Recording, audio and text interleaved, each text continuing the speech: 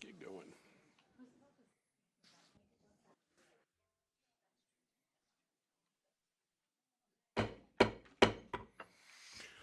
All right, welcome everybody. Going to call to order our workshop Tuesday, December 17th, 2024, 5:30 p.m. Declaration of a quorum, 6 members present, 1 absent. Thank y'all for being here. Brings to item C, hearing of citizens. I don't believe we have any for the workshop. And then D1, consideration and discussion related to the 25-26 school calendar development process. Everybody on the edge of their seat for this one. All right. Good evening, everybody. So I will take the opportunity to say I appreciate the Christmas festivities, right? Much props. I like it. So I'm here to give you guys an update on the process that we've used this fall in the development of our calendar. I know a couple of our board members have been sharing that as we've gone along, but definitely want you to see the link that we've gone through with it, and then of course have any questions you have, we'll be able to talk through them. If you want to see your calendars, you can find your festive red or green folder that's on there, and you can pull them out and lay them out. We're going to get to those here in a few minutes. But um, for those of you that are unfamiliar with the process, this is an iterative feedback process that we follow throughout the fall. And it actually begins in September with the first survey that I sent out to the staff. What I wanted to do this year was get input before we started putting examples out there from staff, and I posed it in the questions of, hey, we just had August professional development. What do you think about that? How were those days for you? We had a day off in September. What are your thoughts? And so we gathered that information, and then in October did the same thing in preparation for having days off in October, and getting the feedback as we went through the process, so that now we're here with you guys seeing what we've done so far. And the board and the DEIC committee has given us feedback every step of the way. And so the feedback piece that we sent out, we asked everybody on the committee to share the links and put it out. So it was from staff, students, parents, community members. And every time we came back together, we reviewed it in our DEIC meetings. And so you can see here the first round of feedback that went out was about August and September. And then the second one was for the October calendar input. And if you look at the numbers, almost 400 folks gave us some feedback in the first round, and then word got out and it doubled, where we had 800 people give us some feedback in the second round, which was great because some of the questions that were in there really helped us in the conversations about what folks are really wanting us to know. And so you can see, broken down on the left side, that table there just shows the different folks that gave us input in September. Start of school was on Wednesday. What do you think about that? How do you feel about that? Overwhelming response that people like to have a partial week instead of a full week because it's better for everybody, right? We had Labor Day off. Do you want to have it off? Of resounding yes, right? No surprises, but we had them, so we want to get the feedback on stuff. And so you can see again in October, we had back-to-back PD days. What are your feelings about that? We had a day off. What are your feelings around that? And so giving opportunity for them to tell us, like, yes, we like them to be together, or, yes, the day off was great, but it doesn't have to be paired with the PD days, to be able to help us as we create the different options that we want to put forth in a calendar to just see. Okay. And so it was very positive feedback. There was a lot of comments that came through, said, hey, thanks for asking us for our opinion on the front end. So it was good to see that information from them. We developed the calendars, shared them in DEIC, got some feedback on what we had as options. And then between meetings, we made some adjustments based upon DEIC's input and things that they said, hey, what about this? What about that? Can you make these changes? Did that, brought it back to them in December, got some more feedback and input from on them to be able to say, what do you think? And so just as we've done in years past, we talked through in DEIC, these are the components that we want to make sure that we're taking into considerations. Okay, with academics, are we maximizing the learning time and taking advantage of all of our instructional opportunities? We want to take into consideration student and educator wellness in it and spacing out the breaks accordingly, and what types of breaks are they? Are they PD days? Are they full days off? And that's the professional development, educator development piece on there. And then you can see, too, there's the timing of the breaks. How long are the breaks? Because there's the community impact that has, because it is not easy for families to always have childcare for their youngest kids whenever we're out of school for long periods of time. So all those things come into play. And then we also have the special considerations that we talk about. And specifically, we had conversations around the bond. Our community, they granted us the bond funds. And so we have to be able to give our construction companies the opportunity to do the work. And so starting sooner and ending later hurts us in the long run because we have less of a construction window. And so, we talk about what are some of the non-negotiables we have to make sure we maintain in place. And so you'll see that's both of the calendars have August 13th as the first day, and both of them in prior to Memorial Day because we need our construction crews to have the time. Both calendars have the August 1st staff development or work days that are built in there, with the 13th as the first day of school, Labor Day holiday, a week of Thanksgiving off for staff and students, first semester final exams before winter break, early release day before the winter break, and then 2 weeks at winter break. And then as far as the spring goes, January 5th would be staff development student holiday. January 6th would be the first day. Both calendars have Martin Luther King Day off. And then February 16th, staff development student holiday. A&M hasn't released their calendars yet, but traditionally that's the week that they have spring break. So we're anticipating that's what it'll be. If something changes, then we'll come back and let you guys know if we need to adjust. Both calendars have a holiday on April 17th. And then early release on the last day of school, and both of them take into consideration the Memorial Day holiday. Both of them, they all account for the 187 required contract days that we have for our teachers. And with the amount of minutes, we have 5.4 days of instructional extra built in. And as unfortunately we just experienced with Pebble Creek, we need to have a cushion, right? And so we have those built into the structure. So if you look at NN, and before you ask, someone asked me how did the names come up?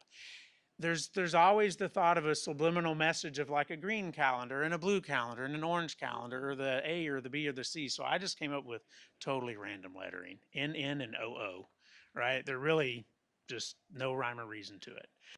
But the differences that you see if you look at NN is October 13th would be a day off for everybody, and then the 14th would be a day off for students, but it would be a staff day for professional learning. And then there was actually a lot of feedback from folks about Halloween and wanting to have time off at Halloween, or really the day after Halloween, because of various reasons. Well, this day after Halloween is a Saturday, but I thought, well, let's put some options out there because we want to be able to give some people some choice on some things. So this option has it off on Halloween for kids, but it would be a staff development day. And then the last day of school on this one would be May 21st, and then the 22nd would be a teacher work day. One of the other questions that comes up is graduation. We traditionally get Reed Arena on that Friday. It's not set yet, but that's where we would aim for it to be, would be on that Friday as well. And then on calendar 00, October 10th would be a staff development day, and then off on the 13th and 14th for more of a fall break. And then April 20th for staff development, student holiday, and then the last day would be on the 22nd of May, and then the 26th being a teacher work day. Now, there was a lot of input in September and October from staff saying, please do not make us come to work on Saturday. So this option doesn't have it on a Saturday. It has it on the Tuesday coming after. So we'll see what the feedback prompts come in with a Saturday versus a Tuesday. I don't know, but that's where we put it because right now that's what everyone was adamant. No Saturday workday. Said okay. So that's where we are with the calendar. The next steps are for us to gather feedback. We've got the survey ready to push out and put on the website and email and make it available for everybody, and it's going to be over the entire winter break. We'll close it on January 3rd, and then we'll disaggregate the data, and I'll have it ready for DEIC on the 8th. We'll talk through it there, and then we'll bring it to you guys the next week, hopefully with a recommendation from DEIC as to which calendar we recommend for you guys to consider for adoption. So, questions, comments, things you want to discuss?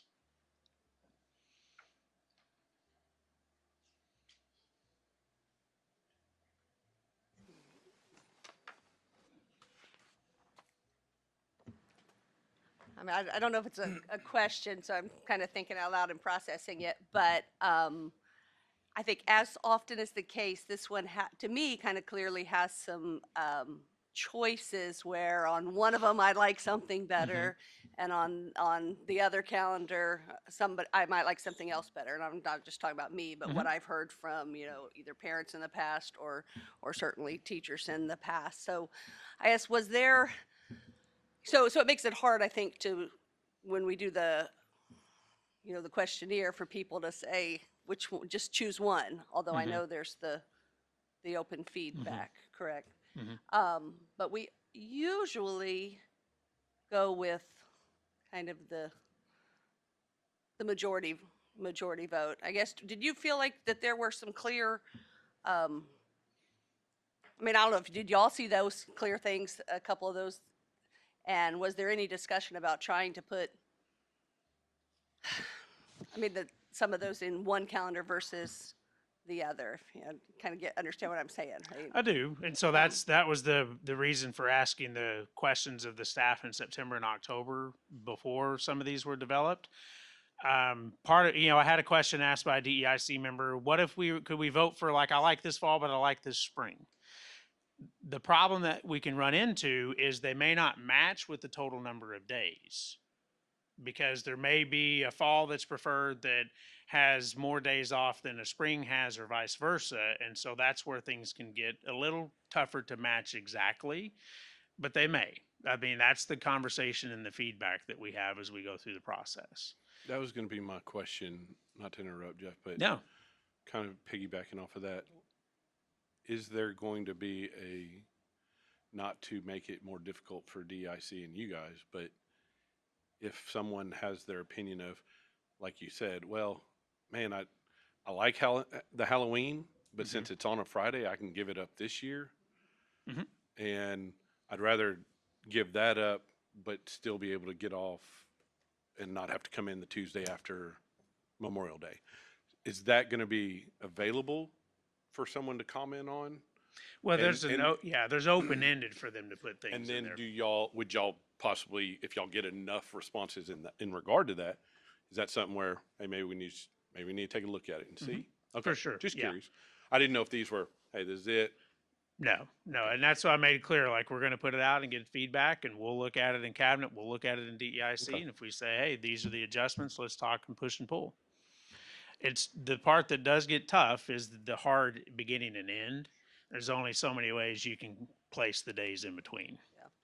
So, yeah, I noticed, I think the same two things you commented on, but it's actually doesn't even seem to kind of be a trade-off. They don't, on the calendar where you don't get Halloween off, you still have to go. You still have the Tuesday PD day. So back to the process though. So you're saying the feedback you're asking for first is really just, I mean, is this the vote? Are these the two going out for vote? These are the two going for the vote. What I was saying in the beginning, traditionally in the past, we had put things and we sent it to the staff, and the staff as a whole gave us feedback in October or November, and then we would bring the two that we would bring here for you guys. The difference in this year was gathering feedback from the staff earlier in the process while things were fresh.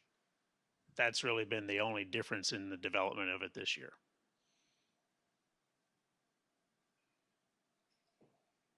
And understand too, as Jeff clearly went through on the start date and end date, so it kind of limits the options. A calendar is one of those things. I don't care. You could put 20 calendars out here. You're not ever going to get consensus. Everybody kind of has their things of what they want to do and what they want to see. They do have options. The options were generated by input. And then we take this input that we have moving forward, and every year is a little bit different. The one flexibility that we could have, we currently have 5.5 additional days built into our calendar. But as you could tell, some years we never use them, which is great. We don't want to have to. You have the situation at Pebble Creek. Luckily, we've got 5.5, and so 2 of theirs is gone and 3.5 next. So you got to be careful about taking those days away, not knowing really what's coming forward, because TEA's made it pretty clear going to minutes. Even in high drastic areas of a hurricane, tornado, or whatever used to, they would give you waiver days and you didn't have to make those up. They clearly stated they will not do that anymore. It would be on us to make up the time. If we didn't build in the minutes, then you have to either extend the school year or extend the school day and bank the minutes. So we're kind of pigeonholed in there as well as what we can and can't do. You can, some options that I talked a little bit about some of the DEIC members, and I did some math before the meeting. If we added 5 minutes to the end of our school day, okay? Over the course of the entire year, that would bank us 2.5 additional days. So you could take 2.5 additional days. Let's say we decided we wanted to have 5 days built into our calendar. You could have 3 flexible days for staff that students wouldn't have to come. We have enough days for kids, but what other days where there's staff development days, because teachers have to work the 187, that you could take throughout the entire year, that at least possibly one day a month they have an opportunity to work as a staff, and try to make as many of those as possible instead of district staff days. Those are campus staff days. The campus administrators decide what their campus needs on that particular day. That's really the only way you're going to create more flexibility with some days. You're going to have to use the 5.5 that we have, or add it 5 minutes to the school day, and you could generate 2.5 more days. And I haven't heard anything discussed in the upcoming legislative session about the minutes requirement changing. I think they're pretty comfortable with that. I know there's a bill filed that we can't start school prior to September 1. For the tourism industry, that's been filed, I think, the last 3 sessions, and it's filed again. I'm not sure that's going to get much traction. Well, I mean, on that discussion, I think data shows that we really should be having more days and not the longer days. But so I need to get in that discussion.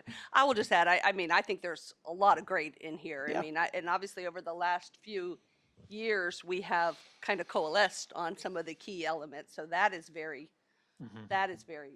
good to see. So I think in many ways, both of these things both calendars would make people happy. I was just more, are good, could be good calendars. It's just hard to decide sometimes when there's multiple little differences. I'll say too, I'm on DIC with Ms. Ege, and it's a very big committee made up of community members, teachers, and I feel like we talked a lot about the professional development days for these teachers and got a lot of input, and I think they really felt heard. I feel like y'all presented us with a ton of data and a ton of information, and the last meeting, people were really happy with both options. Nobody, like I said, no one, you're never going to make everybody happy, but there's been a lot of work put into these calendars, and I thank you for really trying to get a lot of input this year.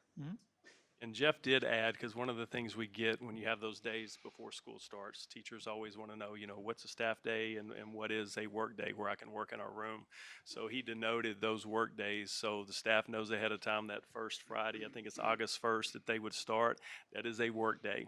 Principals can have an opening, some breakfast, and then teachers want to get their rooms ready. That way they don't have to do it over the summer. And then the day before school starts on that second Tuesday, that is a work day that they can get everything lined up and ready for kids. So that helps them mentally. It's hard to come into the first day and start training when they're concerned about, I got to get my classroom ready, I've got to get everything laid out. That way they know what these days look like prior to.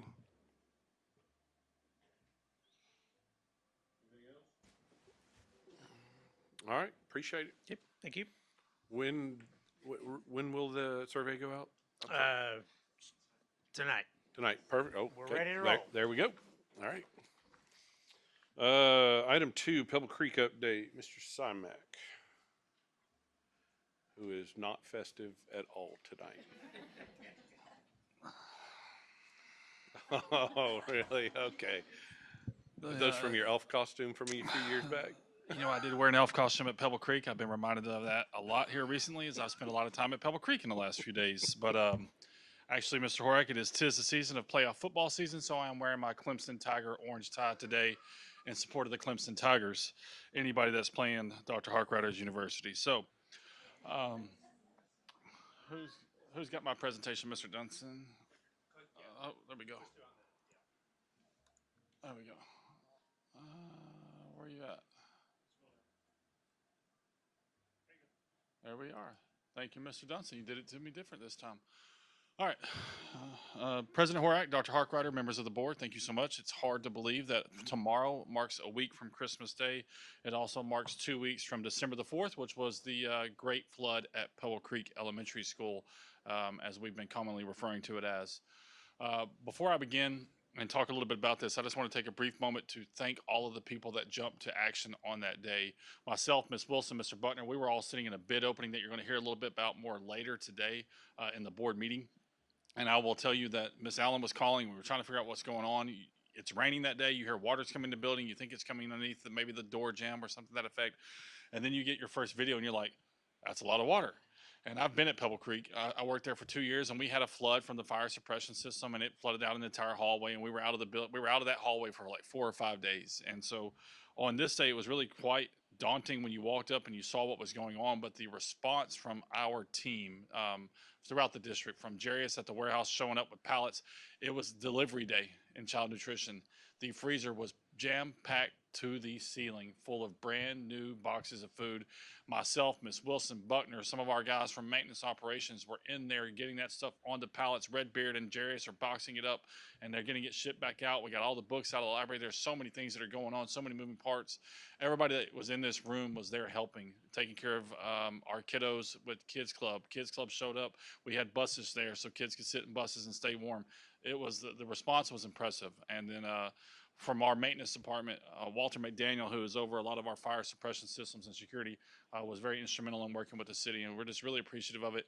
And it was quite impressive, the response, and we're very appreciative. And it just speaks to the culture that we have in CSISD, that there's so much of a can-do, will-do attitude, and everybody just kind of got there, pulled their bootstraps up, and went to work. So I'm always very appreciative of that.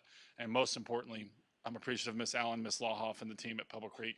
Her teachers have been amazing. They've adjusted, they've adapted, they've been extremely flexible. I have been checking on them every single day in person, and they are doing everything they can to keep things as normal as possible with a routine when you have things in your building that aren't supposed to be there and you know that there was a flood. But their response has been absolutely amazing, and I'm very grateful to them for taking care of our kiddos and keeping them at the forefront of what matters the most. So the source of the water, it came from the fire riser room, specifically from a fire main beneath the building, and I'll show you some pictures in just a little bit where you'll see it. And it wound up being a hole just beneath our isolation valve. And I tell you that because that hole being in a vertical pipe beneath our isolation valve prevented us from being able to cut the water off. Okay, the hole was about the size of my fist, and it had some pressure behind it. And so it's coming from underneath the building, and we are not allowed or permitted to shut off a City of College Station water valve. So we're very appreciative of the City of College Station. They responded, got there, helped us locate the valve, and they got it shut off. There was some difficulty there, just some different things going on, but everybody responded, and we were able to get that shut down as quickly as possible. So with that, I'll show you. This is the back porch.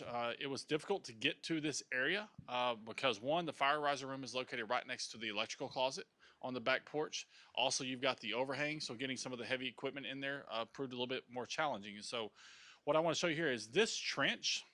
This was not trenched out by any workers. This was trenched out by the water that was blowing out of this hole. That's the amount of pressure that was coming out and through. So once they cut through this concrete and got here, all of this clean area, this was filled full of dirt and other debris. It was all washed out by the pressure coming out of this pipe, this hole that you see right here. And so some of what was coming into the building was silt. It was large dirt particles. It was anything and everything that you see around that area there is what was coming back up and under the wall and into the building. And so it was really, the hole is, I put my fist into it, all but my pinky finger went into that hole. And that's a 30-year-old pipe, 28 years if you want to be exact. Dr. Brad Lancaster reminded me that it was 28, not 30. He said I couldn't age him anymore. And so once we cut that pipe out for the adjuster and to start making our repairs, that pipe just deteriorated. And you can see here that we were probably headed towards some type of disaster at some point. And you'll just see where the pipe fell apart. And this is how deep underneath the building we were. This is a 12-foot ladder. This is two gentlemen standing in that hole. And so the response from that team was very quickly. We were very appreciative of the team at Summit Fire and Security and helping us get that taken care of and back up and running as quickly as possible. And so I want to show you this. At 3:03 p.m., you'll see this video here.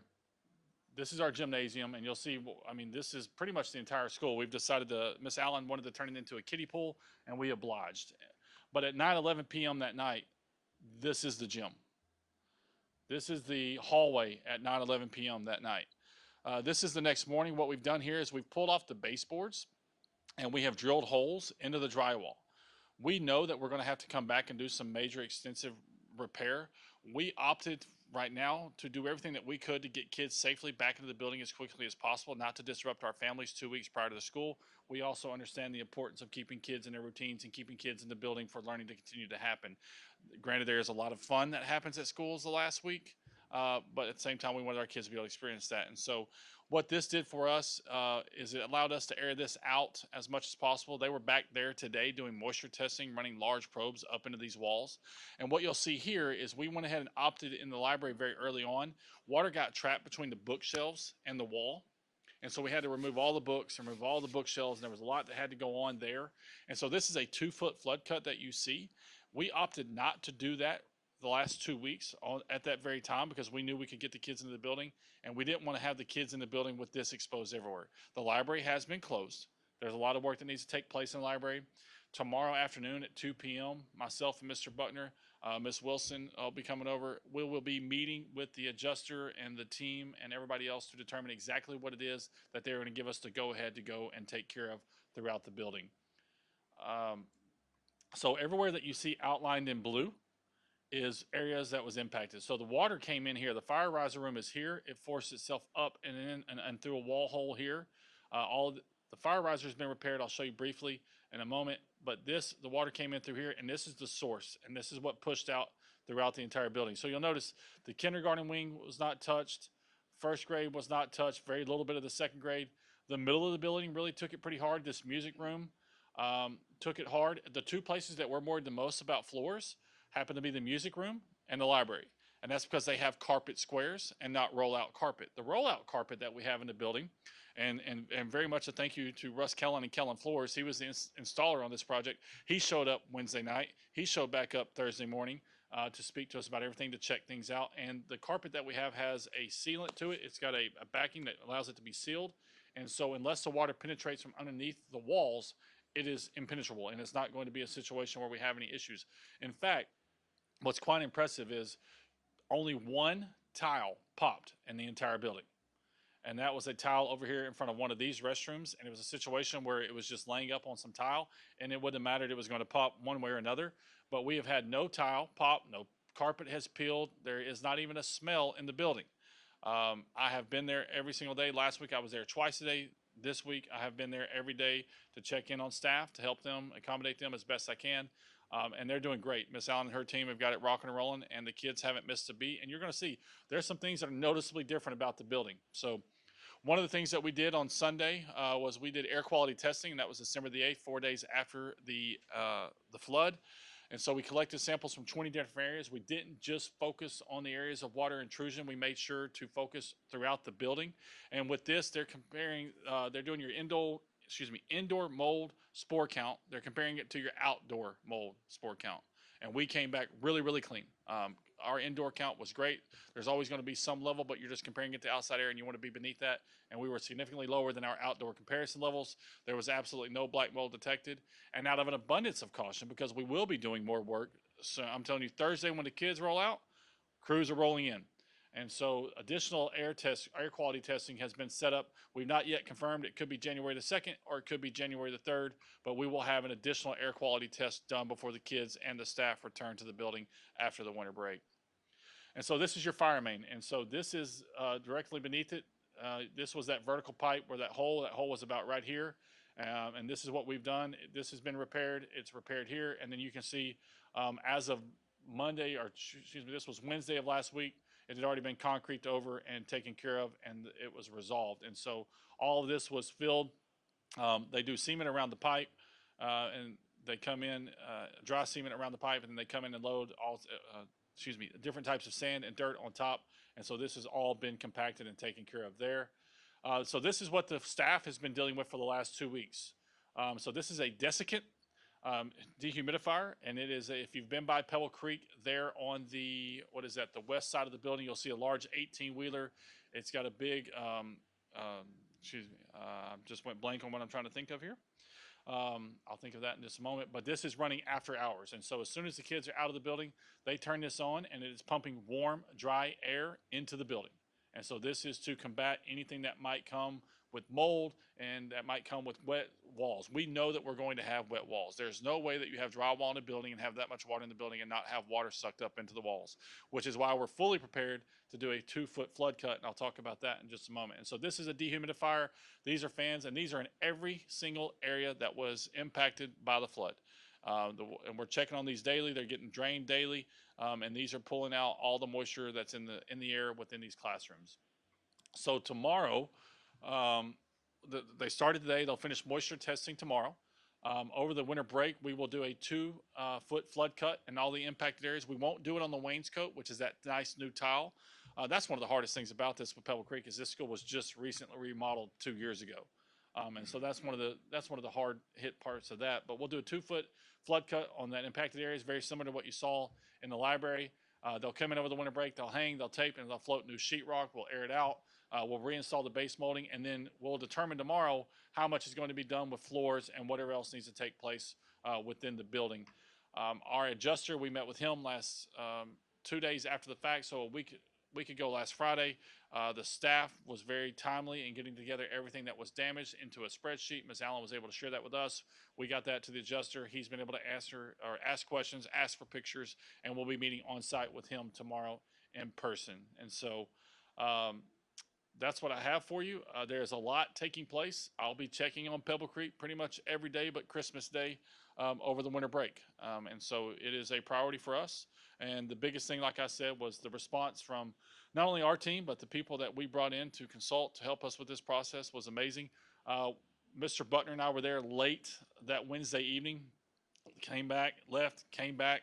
And at 10:30 at night, I stopped counting at 50 workers as part of the cotton restoration team. And I will tell you, this wasn't 50 workers who were sitting around on their cell phones. This was 50 workers, and it was 50 plus that were absolutely getting it. By 3 a.m. that morning, you would not have known there was water in that building, with the exception that we had dehumidifiers running and fans running and everything else going on throughout the building. So with that, questions? I would start by just, again, thanking and congratulating everybody for the response. When I think we got a message on Saturday that, hey, school's going to be starting on Monday. That was not expected with all the issues. And also with the understanding that, hey, this is almost a 30-year-old building. I guess the question that we have to ask, and I'm sure y'all have thought about, is there anything we could have done to prevent this happening? You know, it's a 30-year-old cast iron pipe that's beneath the building. It's beneath the surface level. And so it's certainly a question that I've asked, and Mr. Butner and I have kicked around and talked, and even Dr. Harkar and I have discussed it some. Some things just wear out. A 30-year-old cast iron pipe, you have no idea when the wear and tear on that might happen. We are certainly doing things and designing preventative maintenance plans and addressing things now with our deferred maintenance from the bond package. There's different things that we're doing to try to prevent these things, but there's just some things you can't predict. And unfortunately, with the location of this one, it prevented us from using that isolation valve, so more water got into the building. Had it been a little bit further down and on a different pipe, we could have cut the isolation valve and it would have been over. But it was just that perfect location. And so certainly things that we're considering and things that we'll be discussing in our after-action review, and even something that we'll talk about with our adjuster and our insurance agents and different things moving forward. But at this point, you can't predict when a 30-year-old cast iron pipe is going to give out. It's just kind of one of those things.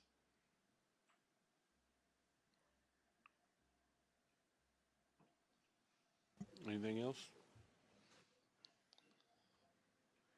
Well, I mean, again, it's amazing the reaction, and like you said, in almost 12 hours, you could barely tell anybody any of that water had been there. And I also heard wonderful stories about how, like you kind of mentioned, the teachers handled the kids that day, because I'm sure it was, I know it was scary for some of them, so that was important as well. You never know what kind of thing can happen at a school. I don't think that's really was part of our reaction.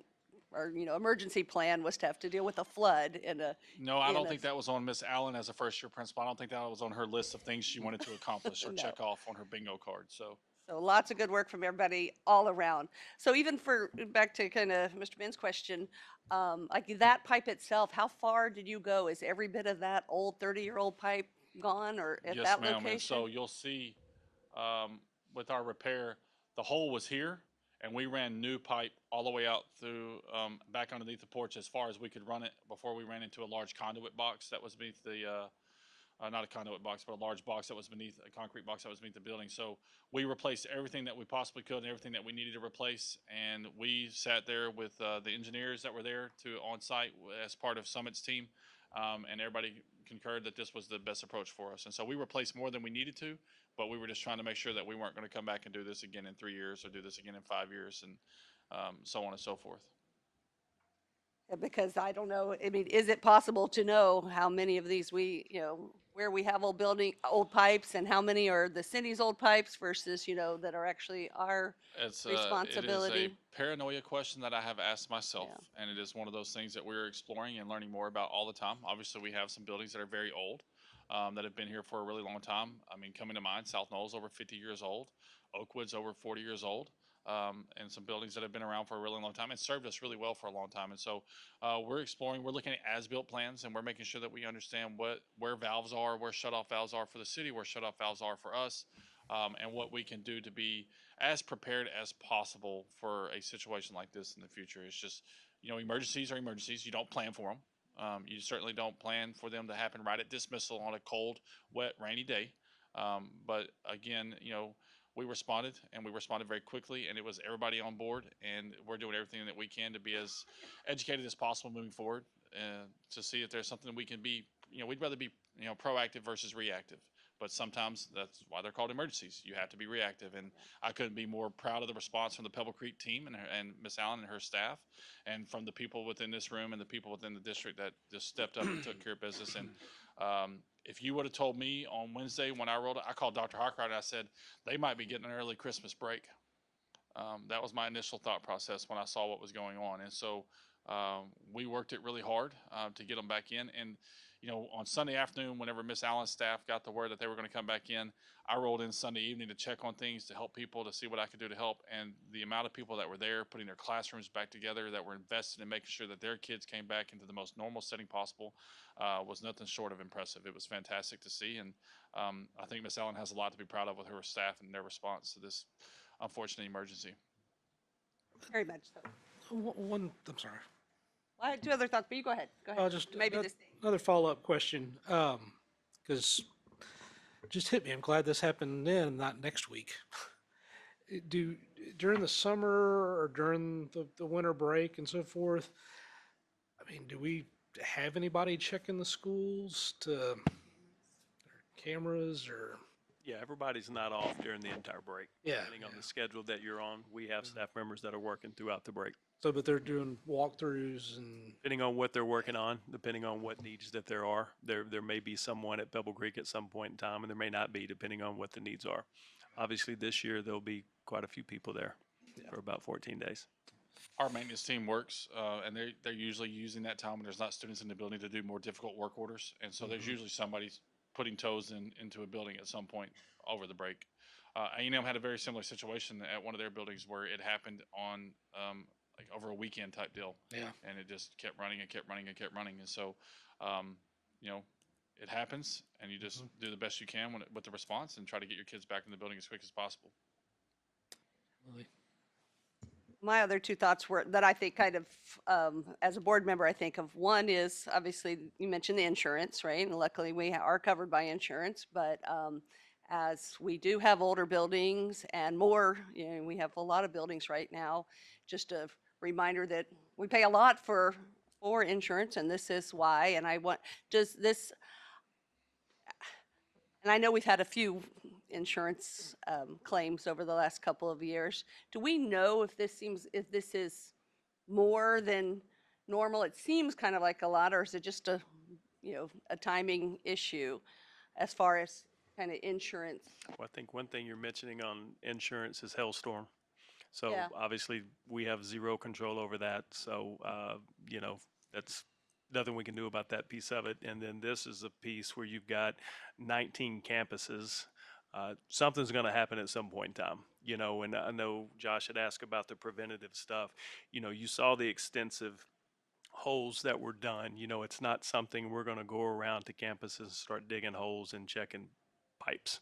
It just doesn't make a lot of sense. That's not in the preventative maintenance type of operations. HVAC, roofs, things like that are. But it did give us an opportunity, like Josh had said, along with Paul, is going through and checking specs and plans to making sure, because we've got a new team out at facilities, new people get hired, where the valves are, where the plans, and all those sorts of things to help us get prepped if we do have a situation of, again, okay, we went through this, we learned this and that, and now we know exactly what we're looking for. No, and I mean, that was kind of my point on the 19 schools that we have now. Right. We should expect some more of these, and while we do have insurance, the insurance costs us money, and we also have, I mean, there's some out of pocket, right? Yeah, every time we- you never expect it. Yeah. We don't want to expect it. We're just going to add it to the list. We're also I know blessed. you don't like talking about insurance claims. I know, Jeff. Well, and anything dealing with restoration, if you've got to deal with a restoration project, obviously water would be tops on the list versus fire. Yep. The water can be cleaned up in a fairly quickly amount of time. Fire obviously is extensive damage, and then you look at, we've got 700 kids, because in our mind we're starting to think, okay, how many days do we have banked? What does that look like? Because we don't have a way to relocate 700 students, unless it was something obviously extremely catastrophic and, hey, we're not going to be in the building for 3 months. We've got a game plan to start calling resources in the city of what that potentially would look like. And that was one of the things that was great too. I had principals calling me Wednesday evening saying, I've got 11 classrooms available. I can squeeze out 2 classrooms available. Principals were more than ready to step up to help get kids back into the building. And so I thought that was a really impressive response as well. I appreciate your team's response and everybody. It sounds like everyone did a great job. I also appreciate you clarifying the water quality, because there was a lot of misinformation out there on social media that this was clean water. It was just basically dirt that came in from where the blowout hole was. And I appreciate you letting was, everybody know that. It was a lot of dirt. It was a lot of silt, and it was a lot of pressure coming out of that pipe. It was a lot for sure. So, any other questions? Anything else? Appreciate the update. Thank you all so much. Thank you. That'll bring us to item E, adjourn.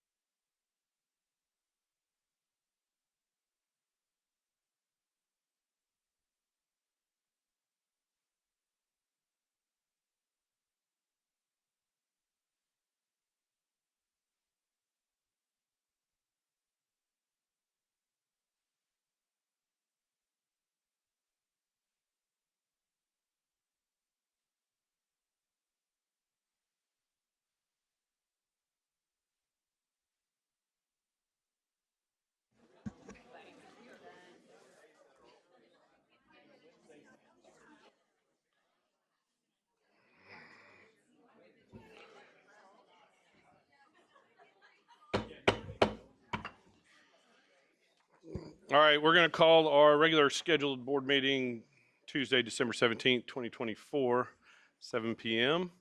Call to order, declaration of a quorum, 6 members present, 1 absent. Welcome to this meeting of the College Station Independent School District Board of Trustees. We are elected at large to represent the interests of our community and our state in educating our students. Our mission for our students in this district is success each life, each day, each hour. We adhere to all pertinent laws, policies, and procedures in posting agendas and conducting our meetings.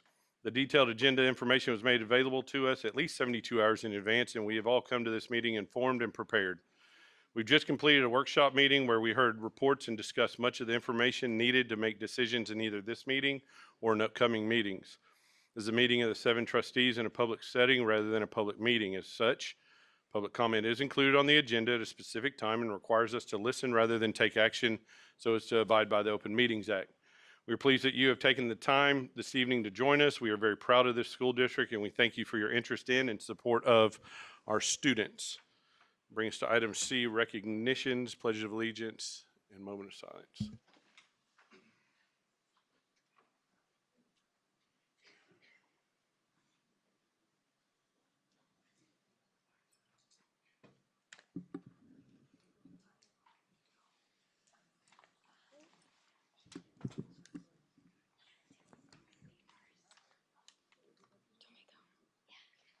My name is Parker Davis. I go to Cypress Grove Intermediate and I'm in 6th grade. My favorite thing about CG is how nice my teachers are. My favorite subject is physical education and my favorite teacher is Miss Gwinner. When I graduate, I want to be just like my mom and an actress. My name is Mallory Richter, and I go to CSMS. I'm in the 7th grade, and what I really love about CSMS is how the students and teachers really work together.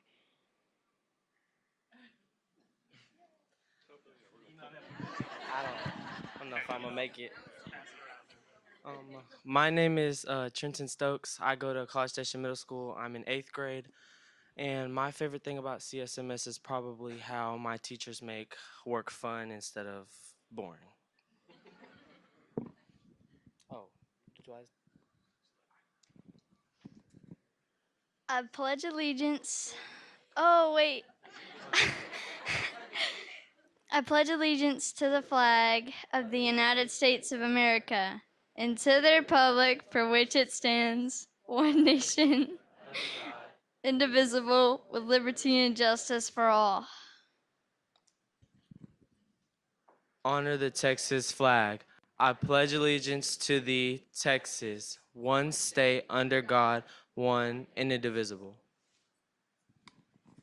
Sorry. Please continue standing for the moment of silence.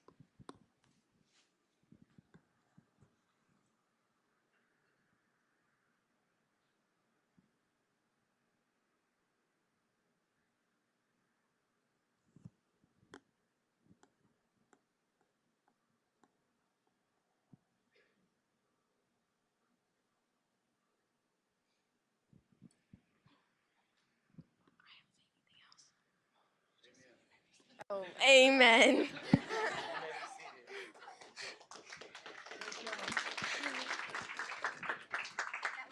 Y'all are gonna take a picture. Oh. Take a picture. Hey, go take it. Hey, we're gonna take a picture with you. I love this honest though. Like they're nervous.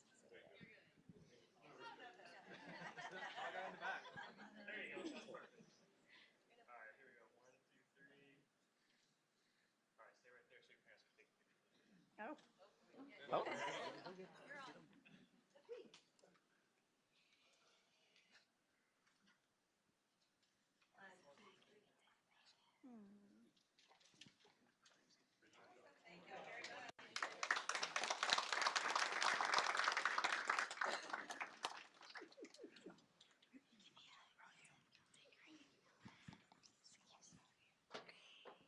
Okay, ready? You ready? Going up. Are we ready? Yeah. Okay. Okay. Good evening. I'm Piper Cameron, principal at Cypress Grove Intermediate. I have some lovely ladies up here with me to introduce to you. This is my instructional leadership team. They are amazing people. I am blessed to work with them. They make me an absolute better person, and I learn from them every day. This is Keisha Shepard. She's our MTSS coordinator on our campus, aka the Data Queen. She does all of our data, structures all of our campus. It's truly amazing, and everybody on campus has a part of what she does and the spreadsheet she holds. This is Kimberly House. She's one of our instructional coaches, predominantly working with math and science, but she's all over the building. She taught math and science. It was a perfect leeway into helping our campus grow and leading us in the right direction. Michelle Dalton is another instructional coach. She oversees ELA and social studies, taught ELA and social studies. So again, that's why they're such a dynamic team. And they're to make me kind of tear up a little bit. They're amazing people. Our team together this year has created a work ethic in our staff that we haven't seen before. They don't know this, but I asked the teachers to describe them and what they do for the team as far as their leadership. And here's just a few of them. Let's see. The encouragement they have given to us to try new things without fear of failure has been crucial to our success as a campus this year. I couldn't be more thankful for their support. They have broken down complex goals into clear, manageable steps that have made all the difference in the progress. They consistently go above and beyond to create an environment where I feel supported. They're truly amazing people and reliable. They drive the work and change on our campus by helping everybody with their practices no matter what. Our instructional leadership team builds our school with creating a culture of excellence, fostering collaboration, and creating shared responsibility and focus of our student success. So I just wanted you guys to meet these three because they absolutely are the rock of our campus, and they lead well.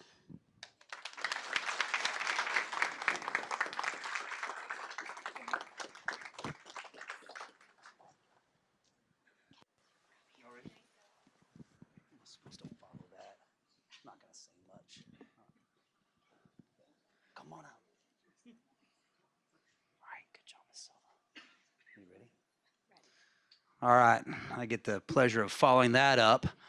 My name is Joshua Ryan. I am the thankful principal at CSMS in the Knight Nation, and I have brought with me three fantastic educators, teachers on the front lines of our school, and they have been chosen by their fellow staff members as Teachers of the Month. But more than that, they are just great people. And so I wanted to say just a little bit about each one. I won't talk too long. They said I had 30 minutes, right? So here we go. Miss Ashley Restivo teaches math for us. And not only that, she is our department head, and she is a symbol of joy and positivity and light.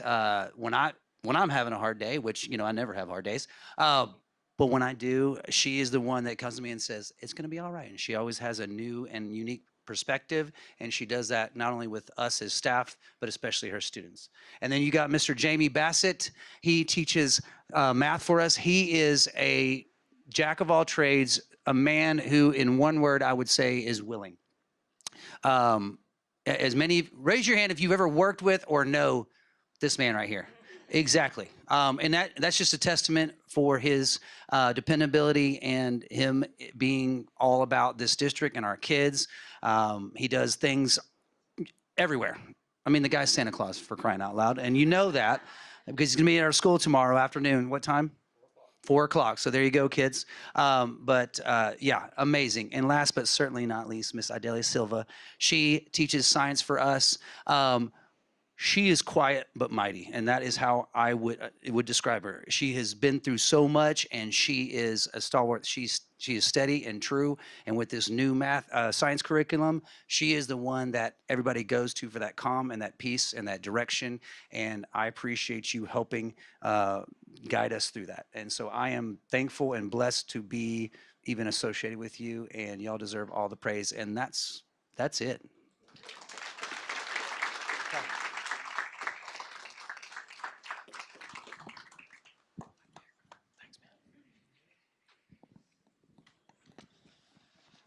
Hi, I'm Paul Buckner, Executive Director of Facilities, and have two employees to recognize tonight, one from custodian and one from our maintenance group.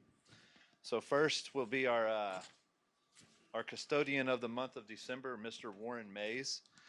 Mr. Mays is the head custodian at Welborn Middle School and has recently been promoted to the head custodian there earlier in this semester. And since he has been there, he has only excelled in this role. He has elevated the culture and effectiveness of the custodial team at Welborn. He does quality work, and it shows through how his team works collaboratively in the cleanliness of the building. Thank you, Mr. Mays. You can come on up here too, for your hard work and dedication to College Station ISD. Here they are.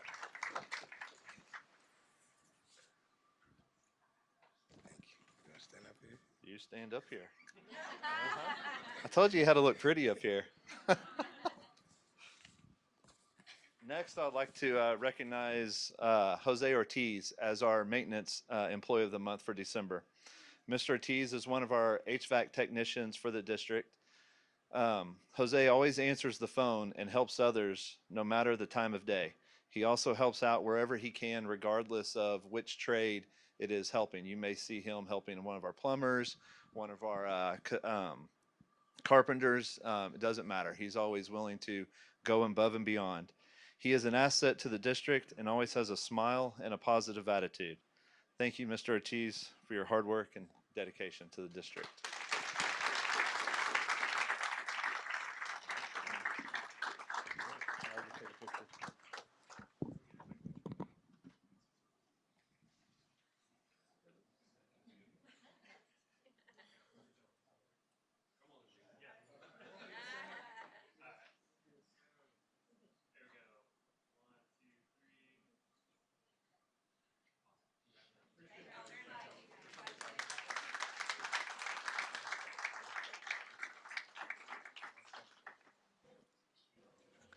All right. Mr. Horak, members of the board, tonight I have the honor of recognizing the College Station High School volleyball team for an incredible season and an outstanding playoff run that brought them all the way to the state semifinal round of the 2024 UIL 5A volleyball playoffs. The Lady Cougars finished the regular season with a 9-3 record in district play, securing the number 2 seed going into playoffs. And from there, they made an impressive run through the playoffs, earning their place among the top teams in the state of Texas. And while the outcome of the state semifinal game wasn't what they'd hoped for, this team has so much to be proud of. As a team, they reached a level very few achieve, and individually, they earned a slew of post-season honors, and here they are. Blair Thiebaud was named District 17 5A MVP and the 5A division and to the Division 1 All Tournament team. Bella De Leon, Addison Green, and Haley Nash were named to the first team All District. Cooper Binderup, Charlotte Takei, Delaney Calvert were named to the second team All District, and Kennedy Voce was named to the All District Honorable Mention. And for Academic All State, we got first team Claire Connolly, second team Kennedy Voce, Addison Green, and Sarah Patronella, an honorable mention Bella De Leon and Olivia Black, and the whole team earned academic all-district honors. Please join me in congratulating your 2024 5A volleyball state finalists, the College Station High School Lady Cougars.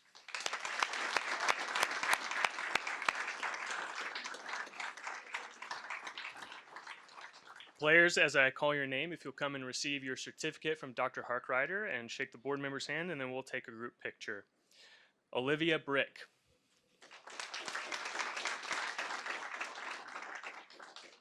Delaney Calvert. Claire Connolly.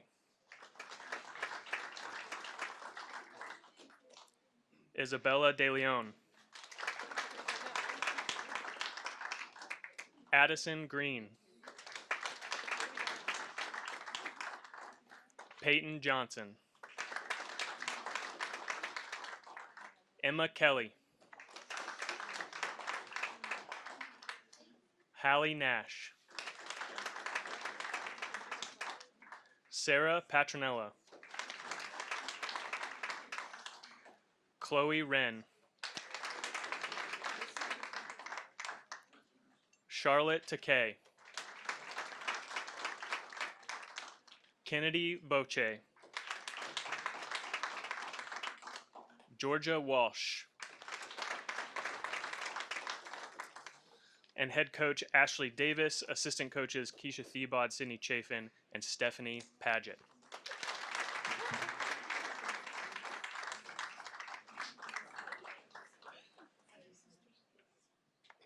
We're going to stand in front of the board real quick for a picture. Just stand in front of us. Yeah, right. Keep going.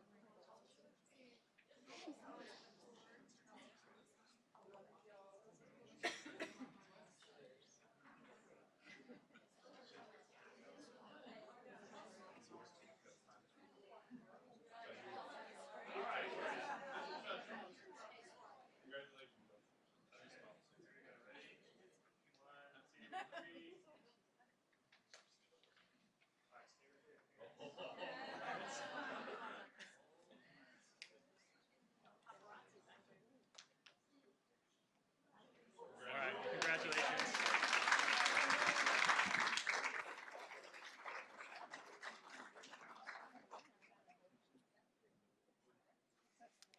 All right, that concludes our student recognitions for tonight. Thank you.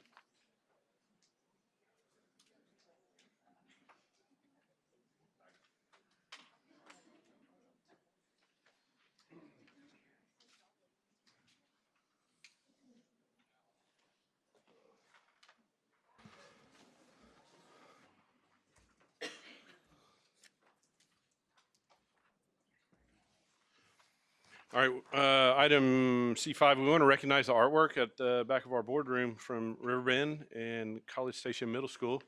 So kids have been working hard, and it shows definitely in their artistic ability. So make sure y'all check that out before you head out tonight. Brings to item D1, board reports.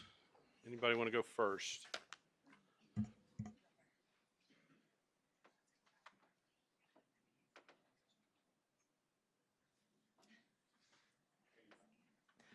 I guess I can say audit. We just met before this, and I believe we'll get a report on it later, but had a great audit. And thank you to Heather Wilson and everyone in that department.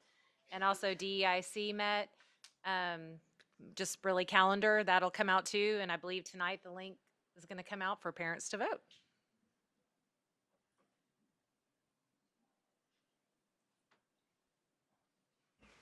Was that it? Sorry. All right, Dr. Harkrider. Yes, sir. Short and sweet. Thursday, December 19th will be the end of the first semester. It will be an early release day for our kiddos.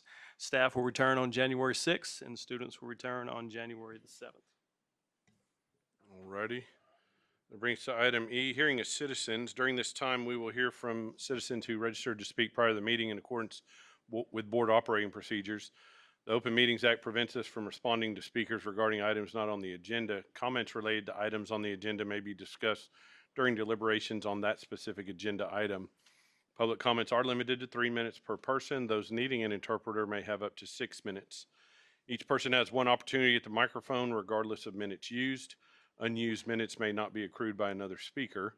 The executive assistant will time the comments and alert the president when time has expired. Board asks that those addressing the board refrain from derogatory comments.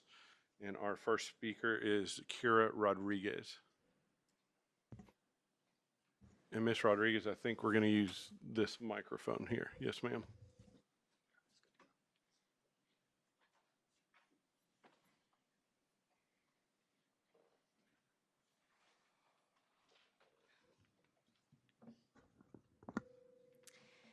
Good evening, Dr. Harkrider and members of the board. I stand before you tonight disappointed, not only as a parent, but as someone who has on multiple occasions shared concerns on behalf of our educators, only to now feel that my optimism was misplaced. After meeting with central office twice, I was cautiously hopeful, believing that time would reveal whether the words spoken to me were genuine. Recently, a candid conversation with a trusted educator within our district confirmed what I had feared. I was told that these meetings and initiatives like coffee chats exist not to foster open communication, but to quiet loud voices and give the illusion of transparency. In reality, they're another layer of deflection. In one of my meetings, I shared concerns from teachers only to be told that each campus has the autonomy to make the new protocols and expectations work for them. Yet, if teachers are struggling, campus administrators are expected to communicate that with central office. Why then are these concerns not reaching you? Perhaps it's because campus administrators are operating under the fear that if campus data doesn't reflect the desired expectations of central office, their contracts won't be renewed. That isn't open communication, it's coercion. Our principals are stuck in an impossible position, diffusing teacher frustrations while fearing for their own jobs, and yet we continue to lose talented, experienced educators. By my count, at least 6 employees have left the district this year because of these expectations. If something doesn't change, that number will only grow. You are forcing teachers to work for something that they no longer believe in, teaching to a test. You claim to have an open door policy, but that door has stipulations. If you disagree with central office's directives, you're shown the way out. That's not leadership, it's a dictatorship. I'm here to tell you that I will not be quieted. I will continue to speak up for those that have been made too fearful to do so themselves. I will be persistent and I will demand accountability for the educators who deserve far better than the culture of fear and silence that's been allowed to fester. This district cannot thrive when its foundation, our teachers, is crumbling beneath it. You may have designed systems to silence dissent, but let me be clear, I will not be a part of the performance. I will hold you accountable because our educators and the students they serve deserve better. Thank you.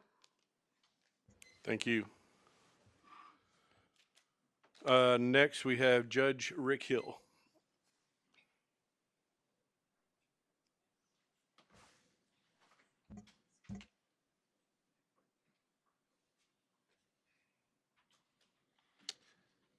Good evening, Mr. Horak, members of the CSISD School Board. Dr. Harkrider, thank you for the opportunity to speak with you this evening. My name is Rick Hill. I live at 5000 Congressional Court in College Station. I'm the father of 2 Consol grads and grandfather of 2 current Consol students. I'm here tonight to convey my appreciation to everyone in this room for their commitment and dedication to the students of CSISD. In recent months, I've seen a questioning of this school district in reference to a perceived lack of attention to academics, perceived overemphasis on athletics, and perceived lack of fiscal responsibility. At the end of this school year, as I announce their names, hundreds of graduates of Consol and CSTAT will walk across the stage to receive their diplomas. They will have taken thousands of AP exams, earned thousands of hours of college credit, saving tens of thousands of dollars in college tuition. A lack of emphasis on academics? I think not. Our athletic facilities have been neglected for years. While athletic facilities upgrades may on the surface seem to only benefit the athlete, many other students not directly involved in athletics benefit as well. When a school has athletic programs that are exemplary, this rubs off on so many other programs. Everyone benefits from the band, drill team, cheerleaders, trainers, choir that sings the national anthem, the drama club and speech club, and all the other clubs that participate in the homecoming parade, to the parents, family members, interested citizens, and students who come out to the sporting events throughout the year to cheer on their hometown heroes. As you travel around our district, you are currently witnessing a flurry of activity that will bring our athletic facilities to a level that every citizen can be proud of. An overemphasis on athletics? I think not. In 2017, I paid $3,800 in property taxes to CSISD. In 2023, 6 years later, I paid $3,200.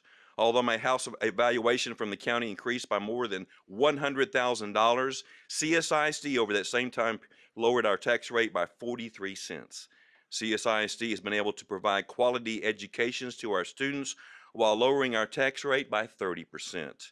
I commend the school board, our superintendent, and his staff for being exemplary stewards of our tax dollars. Lack of fiscal responsibility? I think not. In conclusion, I would like to again commend this school board, Dr. Harkrider, his staff, and every employee of CSISD on a job well done. In today's world, where it seems that the only feedback that the world focuses on is negative and public education is being railed against by all sides, I come here this evening to say, job well done. You are all a credit to our community, and I sincerely thank you for your outstanding service to our students and our community. And with that, I will leave it in your capable hands. God bless and good night. Thank you. That will bring us to item F, consent agenda. Those items are item G, J5 through J11. I motion to approve the consent agenda. Second. Motion by Ms. Ege, second by Ms. Simmons. Any further discussion or question? All those in favor say aye. Aye. All those opposed, same sign. Motion carries 6-0. Bring us to item H1, Education Foundation Program Report. Ms. Teresa Benden.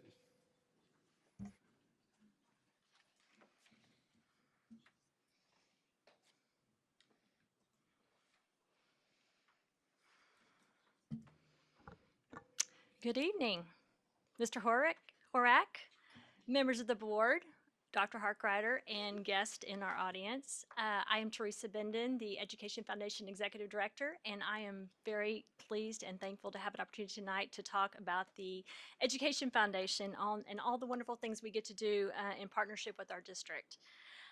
In the spirit of the season, I want to start my talk tonight with a quote. And I'm going to be quoting from the Bible. It's from Luke 12:48, and it says, "To whom much is given, much is expected." And I really believe that that is who we are as the Education Foundation. We have been given much, and our community has given us much. And so many things are expected, and I hope that we have risen to that occasion. And I want to share all the wonderful things tonight that we have been able to accomplish. Because I only have a short amount of time, I'm going to do what's called a 30,000 mile overview here. I want to give a little bit different perspective. I've been in my role for 15 years. And so tonight I want to show you kind of where we've come the last 15 years when I started back in 2009. And I want to share all the wonderful things that we've been able to do in partnership with our community, with our board of directors, and all of you in this room. So, that being said, as you know, our mission is threefold: to inspire learning and teaching, to enrich opportunities for our students, and to recognize the successes of our teachers and our staff. And I think we do that through everything that we try to go back to our mission every time we look at the things that we do and we accomplish.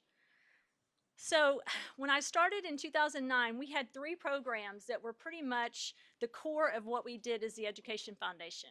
Teaching grants is, I would say, our biggest program that we support even to this day. Over the last, we are in our 26th year as a foundation. We started in 1999. We have funded 1,155 grants across the district, and that totals almost $3 million, which is pretty incredible. And those range from everything from STEM to special needs students to just anything you can think about in our classrooms. And really kudos to our teachers, because we are dependent on them to come up with these great ideas to bring innovation and excellence into the classroom. And so I really love that we are able to do this and come alongside them. I would say our second largest program that has been in place for the last 26 years is our student scholarships. We have awarded over 1,000 scholarships in the last 26 years, totaling $1.3 million.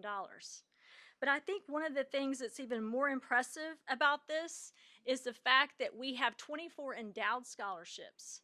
That means those scholarships will go on in perpetuity for forever. And those people will have an opportunity to make a difference and have a legacy in our district and for themselves throughout eternity, hopefully. Just a wonderful, wonderful opportunity to help our students go on to the next level of higher education or trade school or whatever they may be interested in. And the third program that was already in place when I started was our Senior Hall of Fame, which I think most of us can agree is one of our favorite events, because we not only get to recognize students, but we also get to recognize our teachers and staff members that those students select. So over the last 25 years, we've been able to recognize over 1,200, almost 1,300 students and teachers through this program. This program works where the teachers at the high schools get to vote on these students based on leadership, integrity, dedication to their school, and their positive attitude. And so this culminates in a banquet. They get to select a teacher. They write about an essay about that teacher or staff member. And it is a wonderful night and a wonderful evening that we get to encourage all of these students and teachers. So then enters Chrissy's Closet. We all love Chrissy's Closet. Chrissy's Closet got started in 2016. It was the brainchild of Shannon Long and Kelly Kovac. They came to me and said, you know what, we really have this great idea and we need your help. And I said, okay, let me hear about it. And so together we have come up with what's called Chrissy's Closet. Of course, our namesake, Chrissy Hester, who is iconic in the district for her love and grace and care of all of our students. And it has really been a game changer, I would say, for the foundation as a whole. Because what it did, when I started in 2009, the foundation was not well known. Of course, this is pre-internet, or I should say social media. And so when things like that started taking off, Chrissy's Closet really brought to the forefront all the things that we were doing at the foundation. And obviously, through Chrissy's Closet, we have invested over almost $250,000, and we've had over 25,000 visits to the closet. We are currently in our 8th year at Chrissy's Closet, and you know, you don't think that we have needy children in our district, but we do. And that amount has grown significantly since I started 15 years ago.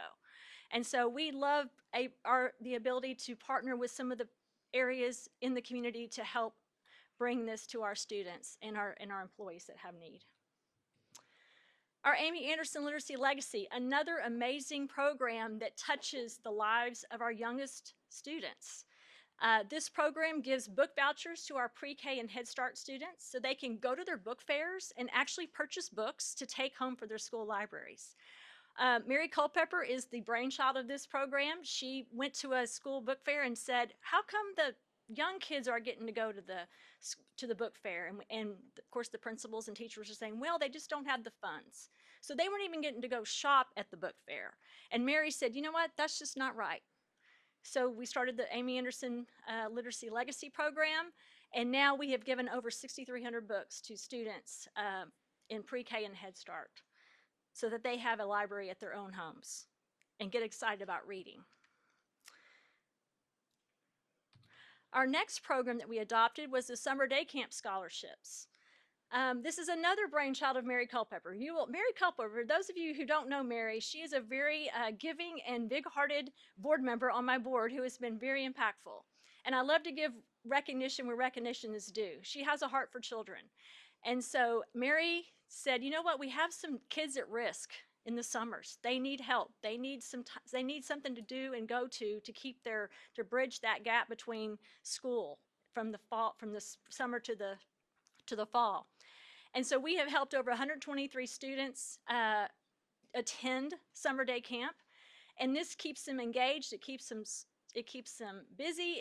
And they have a chance to be with Aggies. A lot of our counselors are Aggie students, and so just to be around those quality people, I think is amazing for these children to be a part of. Here's a really cool little extra bonus. Today, I got a phone call and found out that we got a $25,000 donation today from the Adam Corporation Foundation for our Summer Day Camp scholarships for this year. So that's a huge feather in our cap. We're very excited about that because that just means we get to send more kids than we normally do. So here's another program that we started. This program is really cool because we know as a first-year teacher, you start the school year, you have no money, and you don't get paid for like 6 weeks or maybe 8 weeks. I'm not even sure. But it's a long time when you're out of college and you're broke. And so I love this program because it is funded by an anonymous teacher, a retired teacher in our school district who really believes in helping these first-year teachers get started. As you can see, we've given over 400 gift cards to new teachers, and this is just a way to help them get their classroom going. And we just know with all the budget cuts and things, they just don't have a lot of extra help to get their classrooms up and running. So we're really excited about being able to do that. We have been doing this for 9 years now, and it's amazing. It feels like we just started it, but here we are, 9 years in. And then our annual staff awards. I started thinking about one day that, you know, it's great that we can recognize our end of year, our staff members at the end of year award ceremony. and it's wonderful that they get something to commemorate it, but wouldn't it be nice if they could get a little cash in the hand, right? It goes a long way. And so we had a law firm that came alongside us that helped us. I think initially Caldwell Country Chevrolet helped us initially, and then Daniel Stark Law came in and helped us fund this for us annually. And it's just been a wonderful opportunity to really thank our staff members, our teachers, for a job well done, because we know that that doesn't go, you just can't do that enough, right? So we really love being able to do that. This is our 7th year to be able to continue our end of year staff awards. So, you know, these are all adopted programs for the Education Foundation. But what I love about our board is the fact that they're open-minded, and we know there's lots of needs. We don't fund field trips with our teacher grants, but field trips are important. And we know it's important for kids to get off campus, to have opportunities to see things and experience different educational opportunities. And so we have adopted what we call our district-wide projects. And these, we have spent over $300,000, maybe more, because this is just a sampling of all the different things we've done over the several years that I've been in the leadership role. And I love this because I feel like it's so impactful. The 7th grade capital field trip for the whole 7th grade team gets to go. Every year we've been doing that for several years now.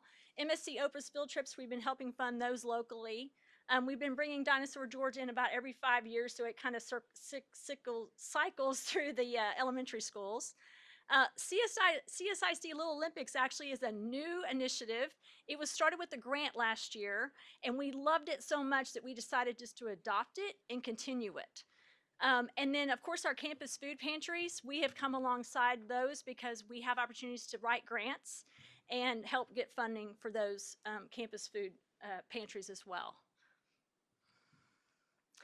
And this is another thing I really love about our board. They have vision, and they care about growing the programs and coming alongside the district when there's need. And so this is a brand new initiative. It's not even, we haven't even made it public technically, but we're calling it the New Ag Initiative technically because we don't really have a better name at the moment. But we have already agreed to seed $20,000 of money to support our animal science program in the district. And what that means is when these students raise animals and they go to the Brazos County Livestock Show, when they sell those animals, we're going to help come alongside those and do what's called a freezer sale. We're going to help put back money in their pocket so they can continue the program, buy another animal, go through the whole process. But I don't know how many of you have been involved in the agriculture area where you've raised an animal. It is a fantastic opportunity for kids to learn responsibility, leadership, all those things that they have to do in real life, right?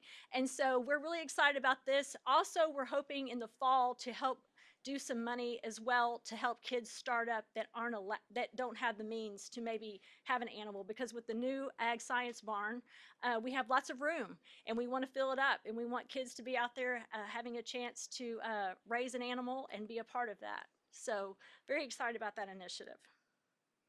So how do we raise our money? Where does that come from? And I think it's important to note that obviously, I'll talk a little bit about 50 Men Who Can Cook, because when I started in my role, 50 Men Who Can Cook was the way we raised our funds. It is obviously a very popular event. We are going to continue to do that event. We have raised $1.8 million with this event over the last 16 years, and it's great. We have a lot of fun with it. It's a great way for the community to come alongside us. However, in my training, in my role, I found that I had a lot of people tell me, hey, you need to get away from event-based fundraising. It's dangerous. It can burn out. Things can change. And sure enough, what happened? COVID hit, and all the nonprofits couldn't have their annual events. Us included. And the year before that happened, luckily, we had gone to what's called an annual campaign fundraising program, and we call it our partnering program. And so in 2016, we started what we call our annual partnering program. And what does that mean? We went to people and said, hey, give to the Education Foundation and you're going to get tickets to 50 Men. You're going to get tickets to our Senior Hall of Fame. You're going to get to support a teacher grant. You may even get to give a scholarship depending on the level of funds that you want to support. What that did is it taught people that they were giving to the Education Foundation and not just to 50 Men, because people would show up to 50 Men Who Can Cook and go, this is a great event, but I have no idea what this is supporting. Because, you know, it's a really unique event. We don't sit down at tables and have somebody talk the whole time. And so this was a huge pivotal time for the Education Foundation when we started really growing and really gaining some momentum in our fundraising. So the other really big, I feel like, impactful thing in our district that has been hugely, hugely helpful in our fundraising and in our support of our district is our employee giving. It took me a couple years to talk the current superintendent into letting us do it, but once we got things going and started, it really started growing. And as you can see, we have 60% of all CSISD employees now participating in what we call our payroll deduction program. So they're giving out of their paycheck bi-monthly. And guys, this is a huge part of our budget. I want to say like a fifth of our budget, and we're raising over $1 million annually right now. And so you can imagine the difference that we can make with all of our other programs because our own staff and teachers believe in what we're doing. And to me, that's the biggest stamp of approval, that you guys out there are willing to give back to us to do all the things that we get to help support. Star Educator is another smaller program that I love. It's kind of a dual program. We get to recognize teachers and staff through the Star Educator program, but we also raise money for the foundation. So for a minimum $10 donation, you can recognize somebody. We just actually sent out Star Educators today. They went out to all the campuses. And so that's actually been a wonderful dual way to raise funds as well as recognize our teachers and staff. But as you know, we cannot do all of this without a huge amount of help and people in the background doing all the hard work and coming up with the ideas and also making the donations. I am proud to say this is our 2024-25 Education Foundation Board. Every single one of these people is a donor to our organization, and most of them at very large levels. And several of these people have been on the board since I started 15 years ago, and they are core members of this group, and they care about our district, they care about our teachers, they care about our staff, and they've been some incredible people to work with and get to know in our community. And as you know, just like a very successful man, I'm going to sound sexist now, but a man that doesn't have a good woman behind him, right? A good wife. I don't get things done either without this incredible staff. I have an amazing staff, and I want Amy to stand up. Amy is our office manager / bookkeeper / everything. She's trade of all hats.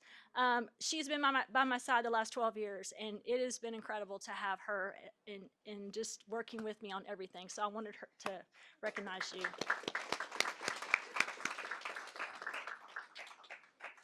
People say we just have a really well-oiled machine, and we do. I'm a boy mom. I've always been around men my whole life, have brothers, but let me just tell you, this group of ladies, I would adopt them anytime. They are like sisters to me. I love them, and they have been fantastic. And I'm telling y'all, as you know, as they got up earlier and said, you know, they're the core of what happens behind you. They make me look good. They put me out front and support me and do all the things that need to happen in the background. So I really want to give them a shout out.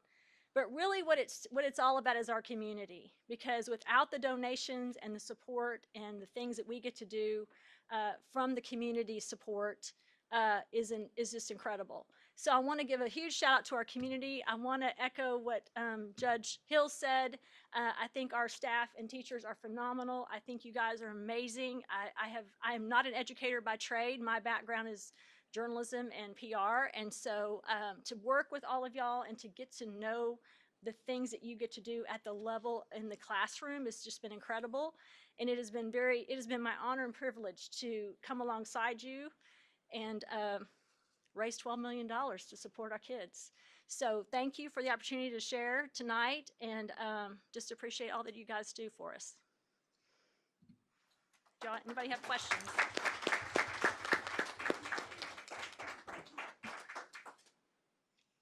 Anyone have any questions, comments? We just have to say how amazing it is. And I mean, and that was a wonderful view of everything that y'all do. And really probably not everything, but I mean, but it was a great summary showing how you impact the students and the teachers in so many ways. So very much thanks to you. The applause was very deserved, and of course your team. But I mean, I also, and you said it, but the people not only on your board that donate, but all the partners that are out there. I mean, this is our community stepping up and supporting our school district, and some of them are, um, many of them are behind the scenes doing it. And I just think it's a wonderful testament to people who care about and love and support our district and our students. So much thanks to them as well. Anything else? Teresa, we appreciate it. Thanks so much. That'll bring us to item I1, Human Resources Update. Ms. Cooper.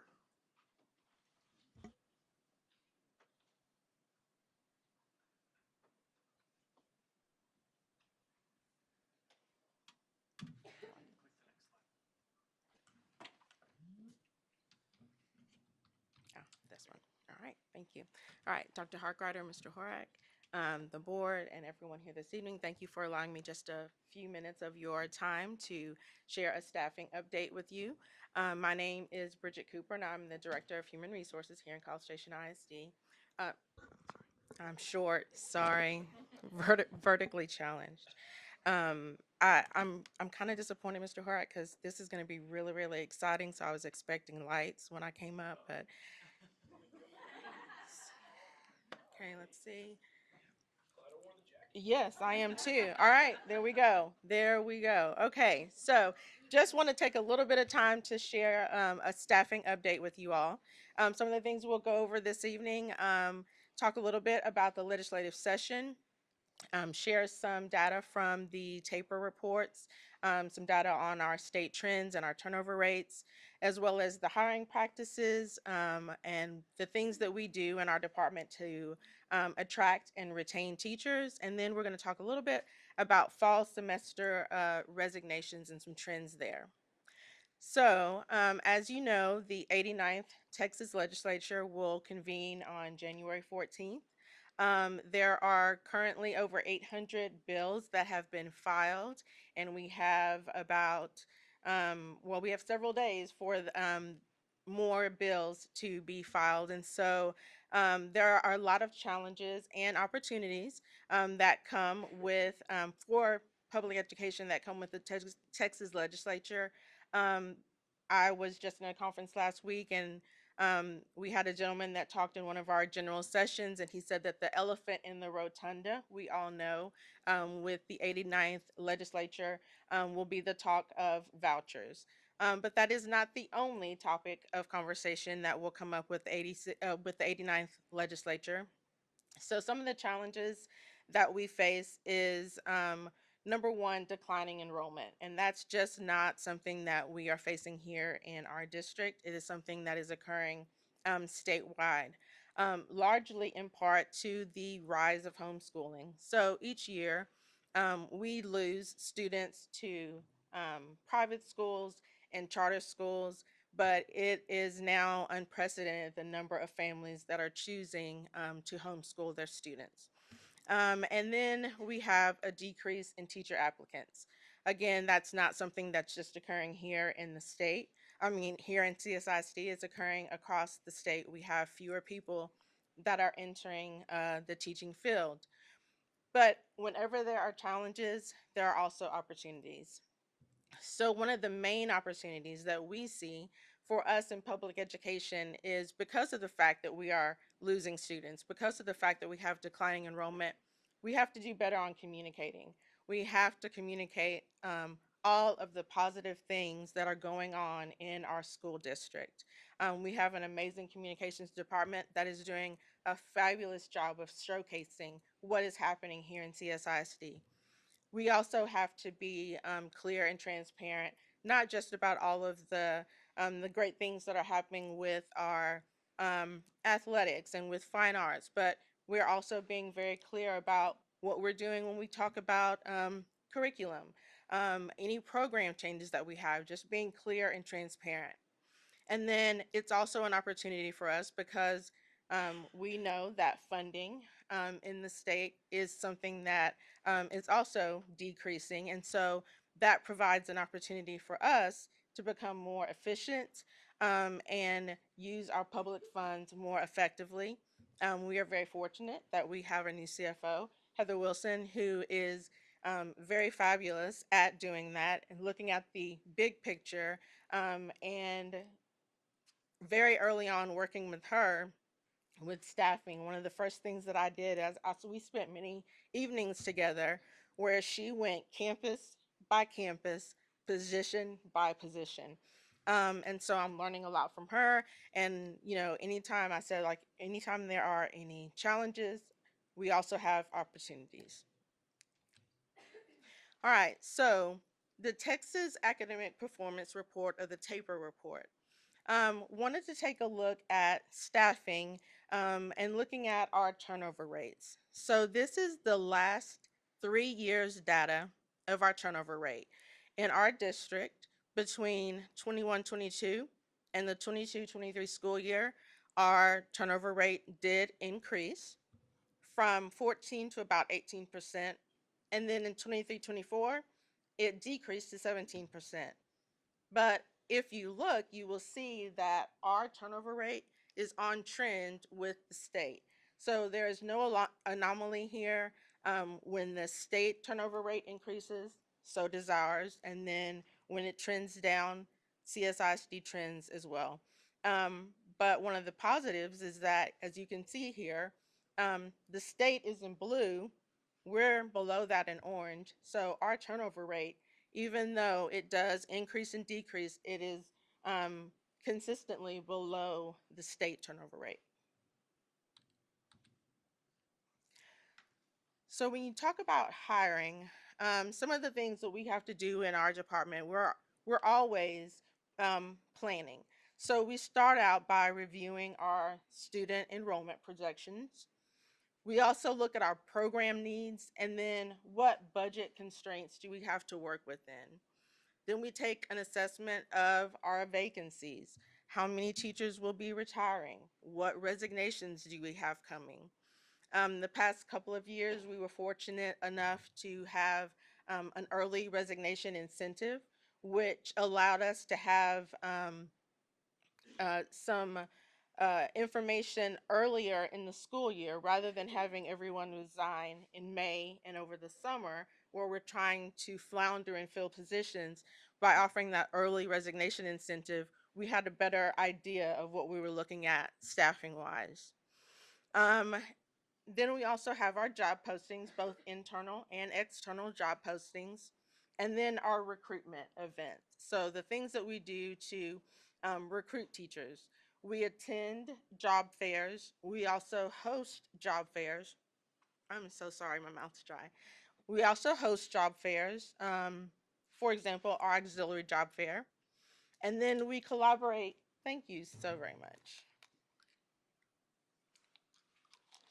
All right, we collaborate with our educator prep program. So we are fortunate that Texas A&M is in our backyard. So that is one of our #1 partners as far as hiring teachers. But we also partner with Stephen F. Austin, Sam Houston State University. And so that is one of the benefits that we have so many candidates that we can pull from the universities that are around us.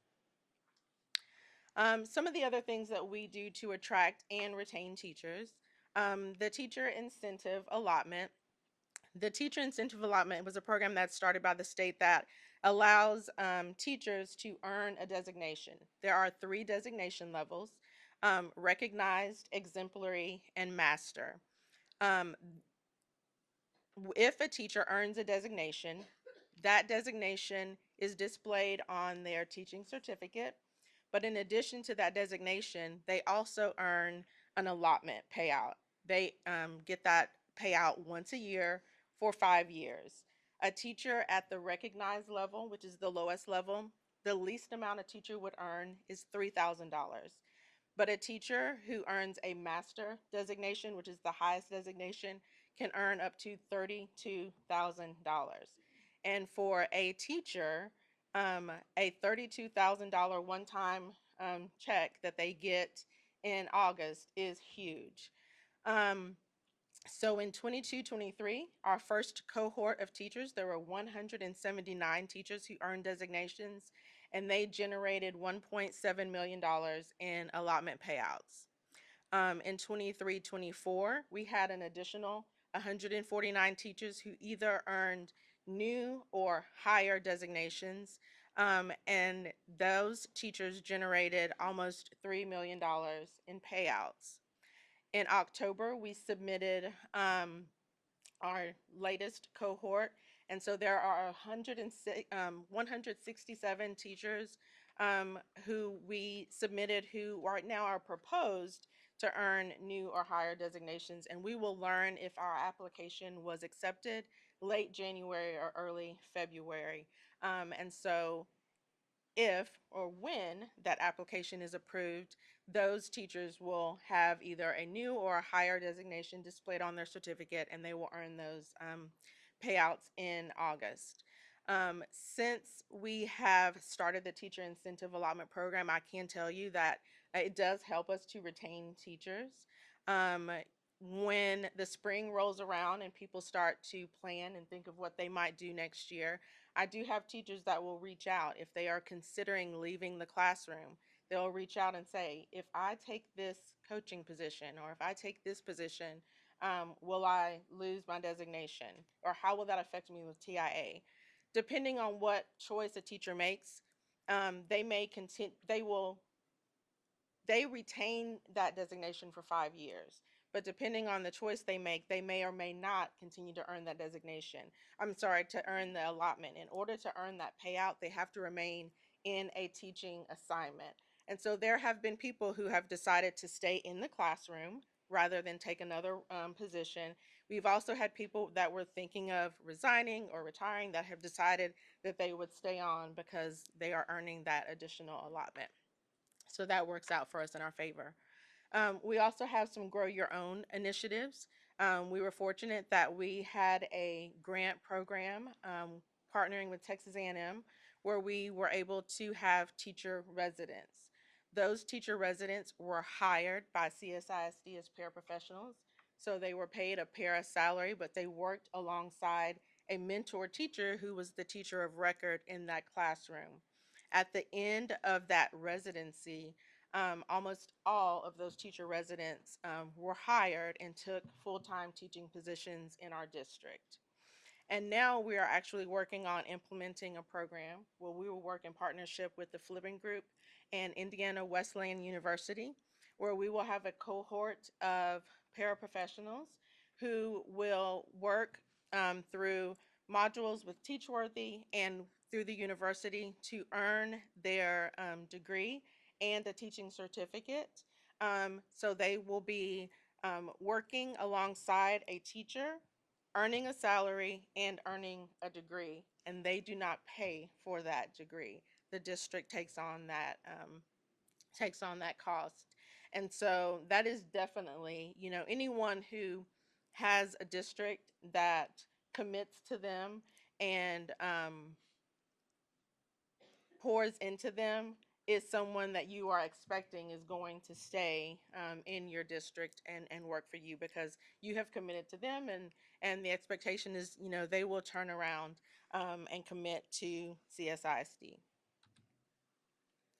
Okay, so looking at our fall semester resignation, since that's the time of year that we are in now, just kind of looking at our trends. So in 21-22, there were 10 resignations in the fall.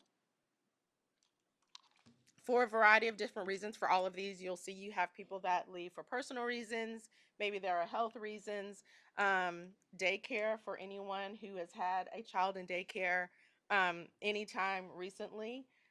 You could, you know, buy a car for what you pay for childcare. And so sometimes we have people that decide to stay home for that. So 21-22 and 22-23, both those years we had 10 resignations between the start of school and our winter break. 23-24, there were 17 resignations. Again, you look at the different reasons. For whatever reason in 23-24, we had some classroom teachers who had some pretty significant health issues. And so there was an uptick in our resignations last year. And then this current school year, to date, we have had 6 mid-year teacher resignations. 4 of those positions have been filled, and our principals are amazing. And some of these, a lot of times, we will have a principal that will reach out and will say, I have a teacher who's resigning, but I already have someone in mind. And so a lot of those positions have already been filled. The 2 that we currently have not filled, those principals are actively searching for candidates. And again, the same with reasons for resignations. If you're wondering, what would make someone leave in the middle of the school year, we had a gentleman who his family, they determined that it was going to be more cost effective for that family if he were to stay home rather than continuing to pay their high daycare costs. We had a teacher at one of our high schools who was from out of the country, didn't have any family here, and made that decision to return to her country to have that family support. And then family reasons, and we had one teacher who's actually leaving the profession. So that's just kind of an overview of our staffing to date in the district, and just a little bit of information about the practices in our department. Any questions?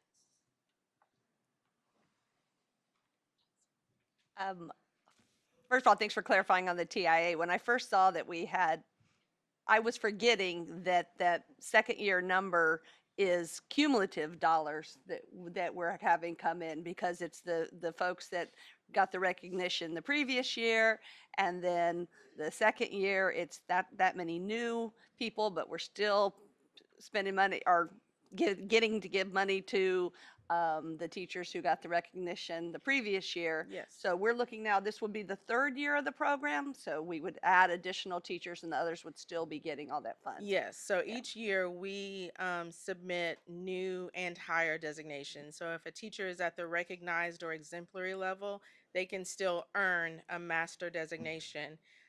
Once they earn a higher designation, their 5-year clock restarts. So the amount of time that they will have that designation on their certificate and they will receive that allotment, that clock starts over. Yeah. So I would just say that, I know it's not a perfect system because I wish everybody had the opportunity to have those funds, but it is an extra, almost $3 million that is coming to our teachers. So that's It is, and we are continuing to increase the number of eligible teaching assignments each year. The first year, it was really just elementary through 8th grade, and now we have included high school, CTE, fine arts. I'm working with Megan Simac right now, looking at expanding into possibly PE. So as many teaching assignments as we are able to add on and expand that program, we will do so. I really appreciate that, and I'm sure the teachers of all types do as well. What is our rate of acceptance for those numbers that we submit? When you said you're submitting for approval on those numbers. So any teacher who is in an eligible teaching assignment, so in October, I believe I submitted 579 teachers. So that's how many teachers were in those eligible teaching assignments. Out of those 570, the 167 were the ones who actually met the criteria to earn a designation. And then whether or not that application is accepted is math. That's way beyond me. But it first goes to TIA, and it goes through levels of approval. And from there, it goes to Texas Tech University, and it goes through a 14-step data validation process at Texas Tech. Okay. On that same slide, the other thing I wanted to point out that I think I hear wonderful things about is the Grow Your Own program. And you mentioned certainly having the teachers that we go through the mentorship and you mentioned we started that with a grant. Do we fund what, I know are we still doing it? To what level? Are we funding it as a district? Where are we now with that? So the last set of residents are currently Yeah, the in resident. classrooms. We that grant ended. We were not able to self-fund after that grant ended, but now there is a new set of grants that are becoming available. So that is something that we may be able to pursue and continue. Are these state grants? Dr. Harkrider, do you know? Do y'all know if are they state? T-class, I believe, was a state grant. State grants. Okay. Well, again, I think I mean, the residency program is a fabulous thing from everything I've heard from teachers and obviously from us getting to bring on new teachers. And again, I wish the state would do like that, more and more of that, give us more opportunity to do that. It's a lot of positive. I'm gonna say one other thing on, can you go to our teacher retention slide with the data? I think that gap between the state turnover rate and the district turnover rate is something we've always looked at for years as a huge positive in our district, that we have been a place where teachers want to work in general. And in fact, there's we would talk about it when we look at some of our pay scales, right? Not being maybe as high, and I just think that is such an important part of our district. And I want to make sure that with all the pressures that come from the state, certainly, I think everything that teachers do continues to get harder, and the pressure that comes from sometimes our own community. But I think we as a district, I hope we continue to do everything we can to support our teachers so we can keep that gap, keep our teachers, and do to not only support them with pay when we can, and hopefully that will happen some with the 89th legislator, but also just supporting them for all the effort and struggles that they have to do. So thank y'all for everybody who does their little piece to do that. It's so important. Ms. McAdams mentioned the state a few times there. Is just for anybody who's here tonight or watching online, we know how important it is to talk to our legislators about the importance of funding and importance of support for our teachers. Is there, and not to put you on the spot, but is there a website or somewhere where folks could go to see specific bills that apply to public education, to funding for teachers and so forth, so they could potentially contact their legislatures and, hey, Senate Bill number 107, that's something we need to support, for example? Yeah, we've got access to a site that houses all the education bills filed. Them being filed at this point in time really mean nothing until they start getting heard on the floor. That's when action starts going. And Austin and I, once that starts happening, of anything that we feel like is relevant for us in a good way or a negative way, we'll start sharing that information with our community and parents just so they're aware. With them being filed now, there's well over 1,000 plus bills. 90% of those will never be heard. And so it's what traction to get it heard, where it is on the order. The number of the bills sometimes becomes important too, of the level of hearing it's going to get or not get. And so that's when it starts really kind of jockeying. And late January, middle of February, things really start to get rolling. And so we want to do a good job of making sure our staff and our community is aware of what's taking place, because a lot of times we feel like what's happening in Austin does not affect us. It directly infects us in one or two ways. It could be good. It could really, in some situations, not necessarily have an effect. More cases than not, over the last 5 or 6 years, it's been more negative happening to us than positive. And I think that's the balance that our staff has been working on the last 2 years, as far as talking about teacher retention and turnover rates. There's more and more areas that TEA is putting on our staff, whether it's training, it's reading academies, whatever it is. The TIA going through that process is wonderful. There's also a lot of concerns internally with us and throughout the state with superintendents is the funding going to continue for TIA? It's a great promise and it's there, but is the funding going to continue to go there? Hopefully we're this far enough in that it's going to continue to come. But that's the challenge for us, is how do we balance our staff and the expectations from TEA, because many times they feel like, well, it's us that has the expectations and it's not. So how do we balance the extra demands on teachers, and how can we divide and conquer that? And that's something we'll continue to work on again this spring, as it's a moving landscape and what's going to affect us for 25-26, and what do we need to put into place to better support our team. Dr. Ryder, just to follow up on that, so you said what kind of time frame should folks be looking for that information? Middle of February, early March is when things really start getting going. Yeah, about the middle of March, bills will start being heard. I expect the voucher conversation to take place very early on in the legislative session.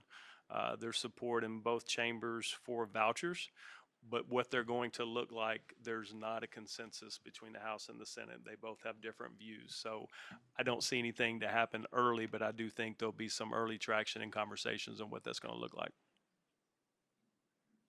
Ms. Cooper, can I ask a question? Based on your report, it seems like we're trending better this year on teacher resignations than we have in previous years. Yes. And also it seems like a lot of the reasons they're leaving are not within our control. It's not on the district per se. Am I understanding the presentation correctly? Because I know Yes. we heard from a community member earlier that they feel like we have a lot of resignations, and it appears to me that we're actually doing better this year. Yes, and like I said, and that's why I shared the reasons. You have people that have personal reasons where they are leaving the state or leaving the country to be with their family. We can't, compete with that. Overwhelmingly, I don't think just in education, but just in general, mental health is something that we have to combat. So when people are leaving for health reasons, or they're going, staying home with their family, we do have people that are leaving the profession. So not only are we not attracting, not as many people are choosing to teach, we also have people that are leaving the profession, and some of those things we can't control. You're correct.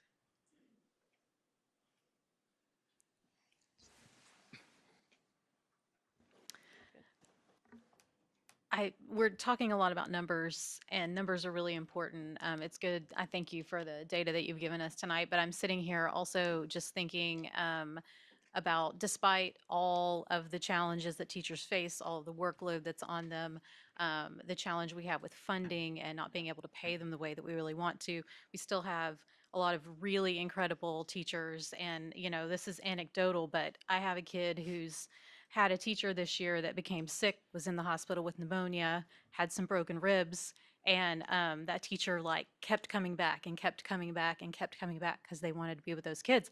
Finally had to be convinced that they needed to stay home for a little while and really rest and get better.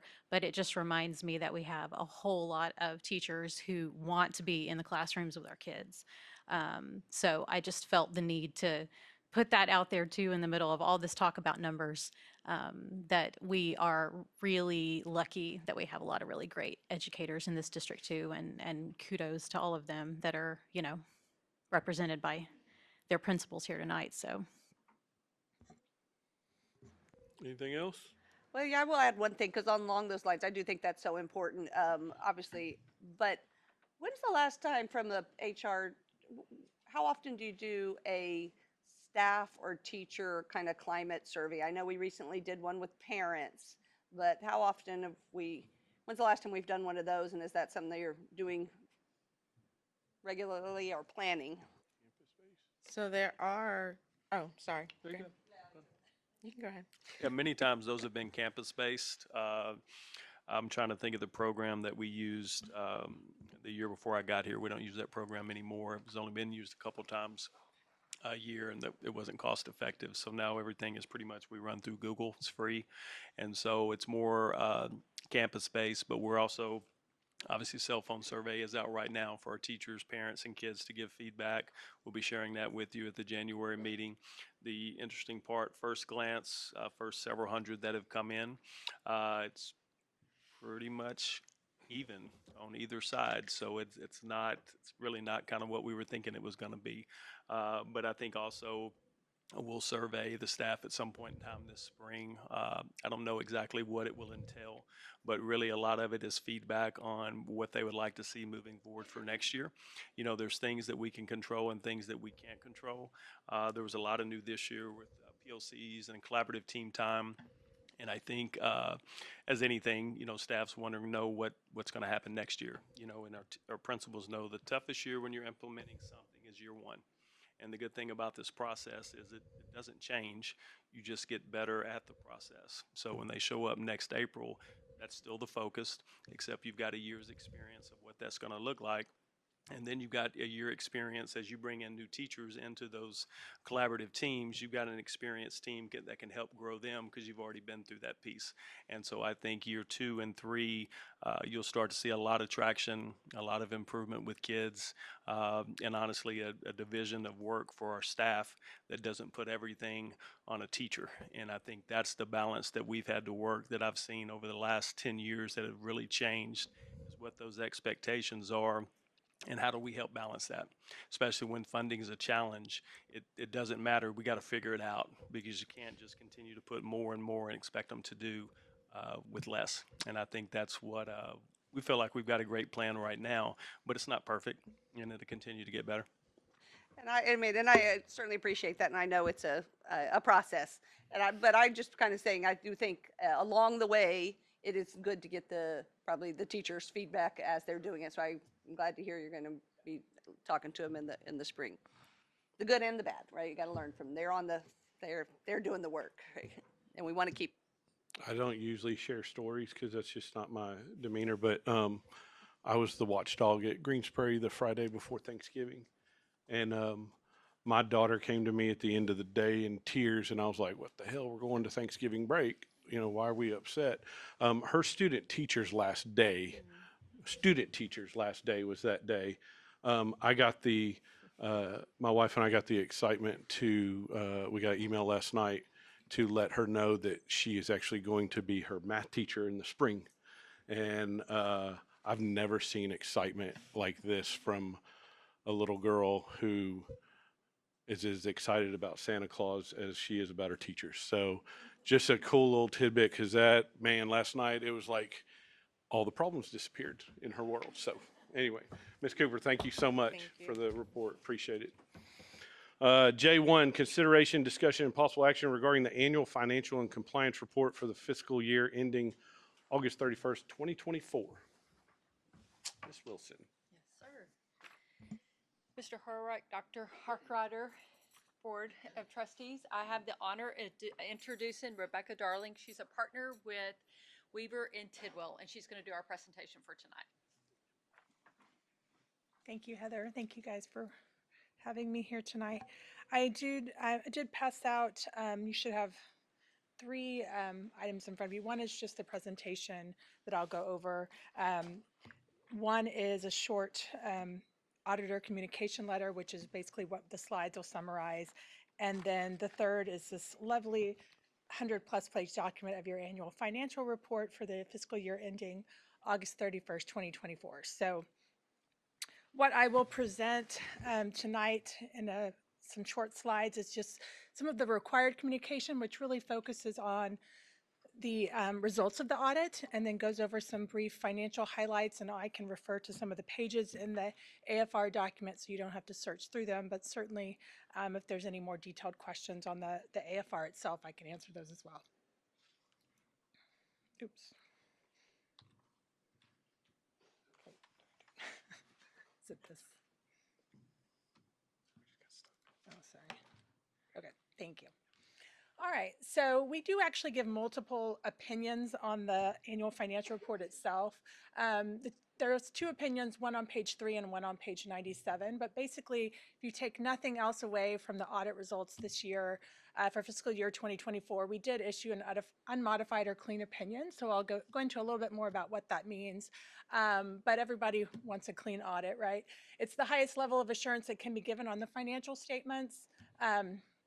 And just something to note, the audit is conducted in accordance with what we call auditing standards generally accepted in the U.S. or GAAP.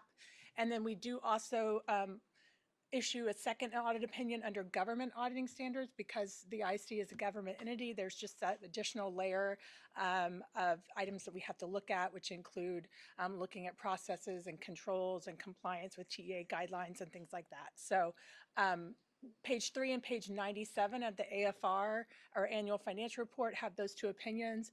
They do look similar to what you're used to seeing. It's pretty standard language, but they are clean opinions.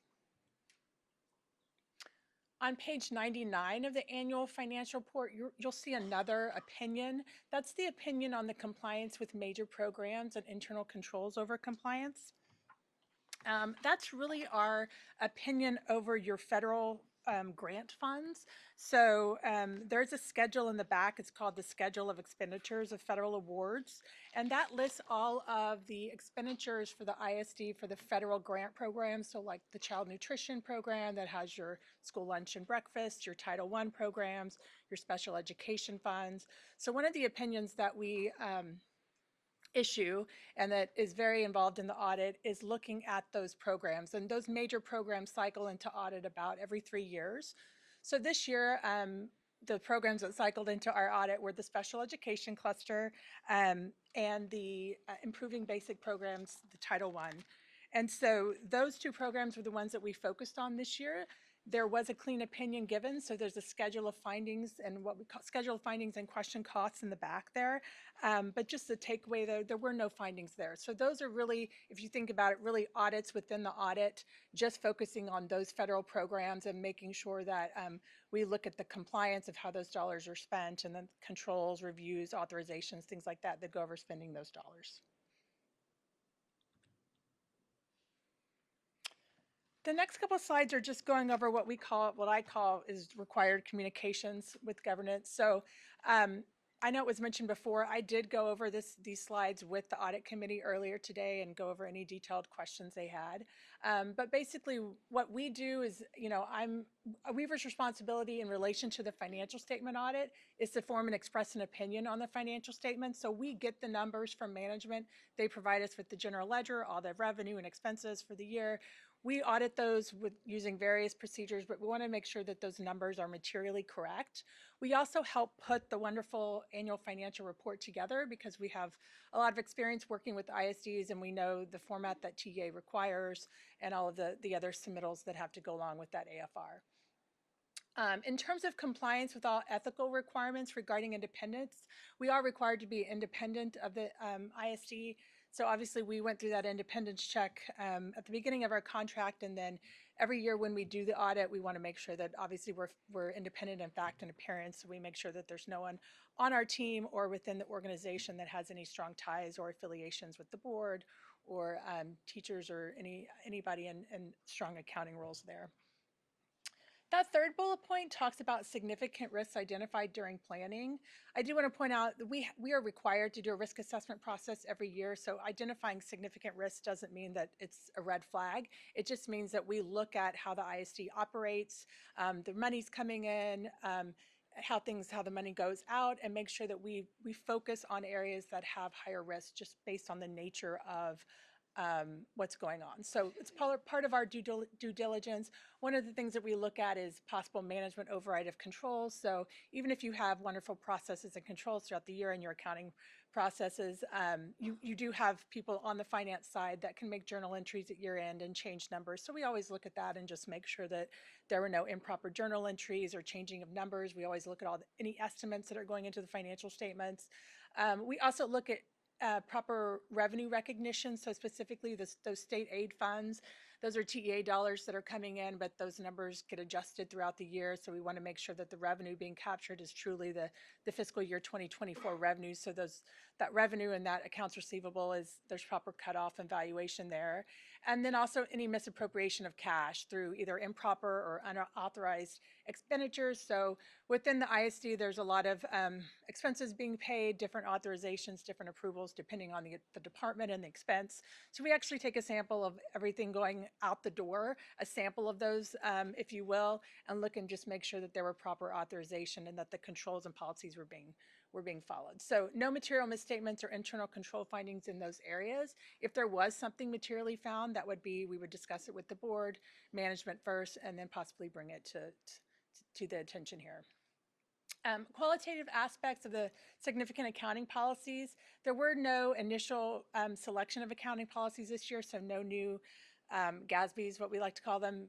Nothing new that we had to significantly implement that would change the way the financials look, so that's always nice. It was kind of a calm year. Every financial statement do have some level of estimates, so we're required to point those out. The foundation school program revenue, we always point that out because we do have to go to TEA and make sure that the revenue being recognized, those state grant dollars are proper for the year because they do get adjusted throughout the year.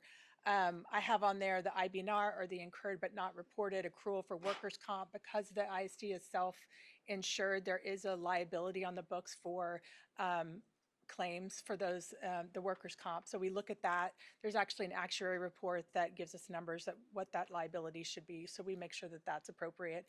And then net pension and OPEB liabilities, those come from actuarial valuations as well. Those are large numbers within the tens of millions of dollars, but those are actually only on the government-wide financials, so it's not something that the ISD budgets for. It's just a piece of that pension and OPEB liability from TRS that's assigned to College Station ISD. So we want to make sure that those liabilities do get on the books at a government-wide level, but again, it's not something that the ISD budgets, but they are valuations because, or they are estimations because they're based on actuarial valuations of what might happen in the future.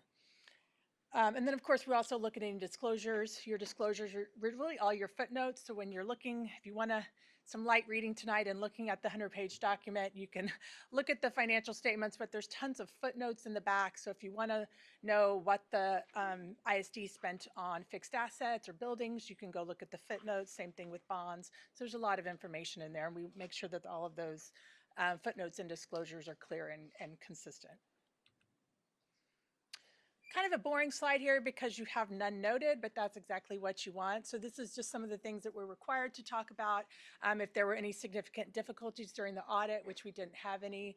No uncorrected or corrected misstatements. That really is a key there. It just means that we were able to come in and do the audit, and we didn't have to book a bunch of journal entries and change the numbers to get them to be materially correct. So when management, when Heather and Chris's team gave us the trial balance and the general ledger, everything that had been recorded for the year on the accounting side, that it was already materially correct. So makes for a much more smoother and cleaner audit, makes things go quickly. So really appreciate that. No disagreements with management. We do ask management to sign what we call a representation letter because these are management's financial statements. They do produce the numbers that we audit. They do take responsibility for those numbers and the information they provide us. We do ask them to sign a representation letter with that. No other management consultations with other accountants, no other significant matters. There is a schedule in the back that we call other information because it's not technically required for the audit, but it's the schedule of required responses for the school first indicators there. So that's the very last schedule on the back there. That's a TEA required schedule, so it's included in your AFR as well.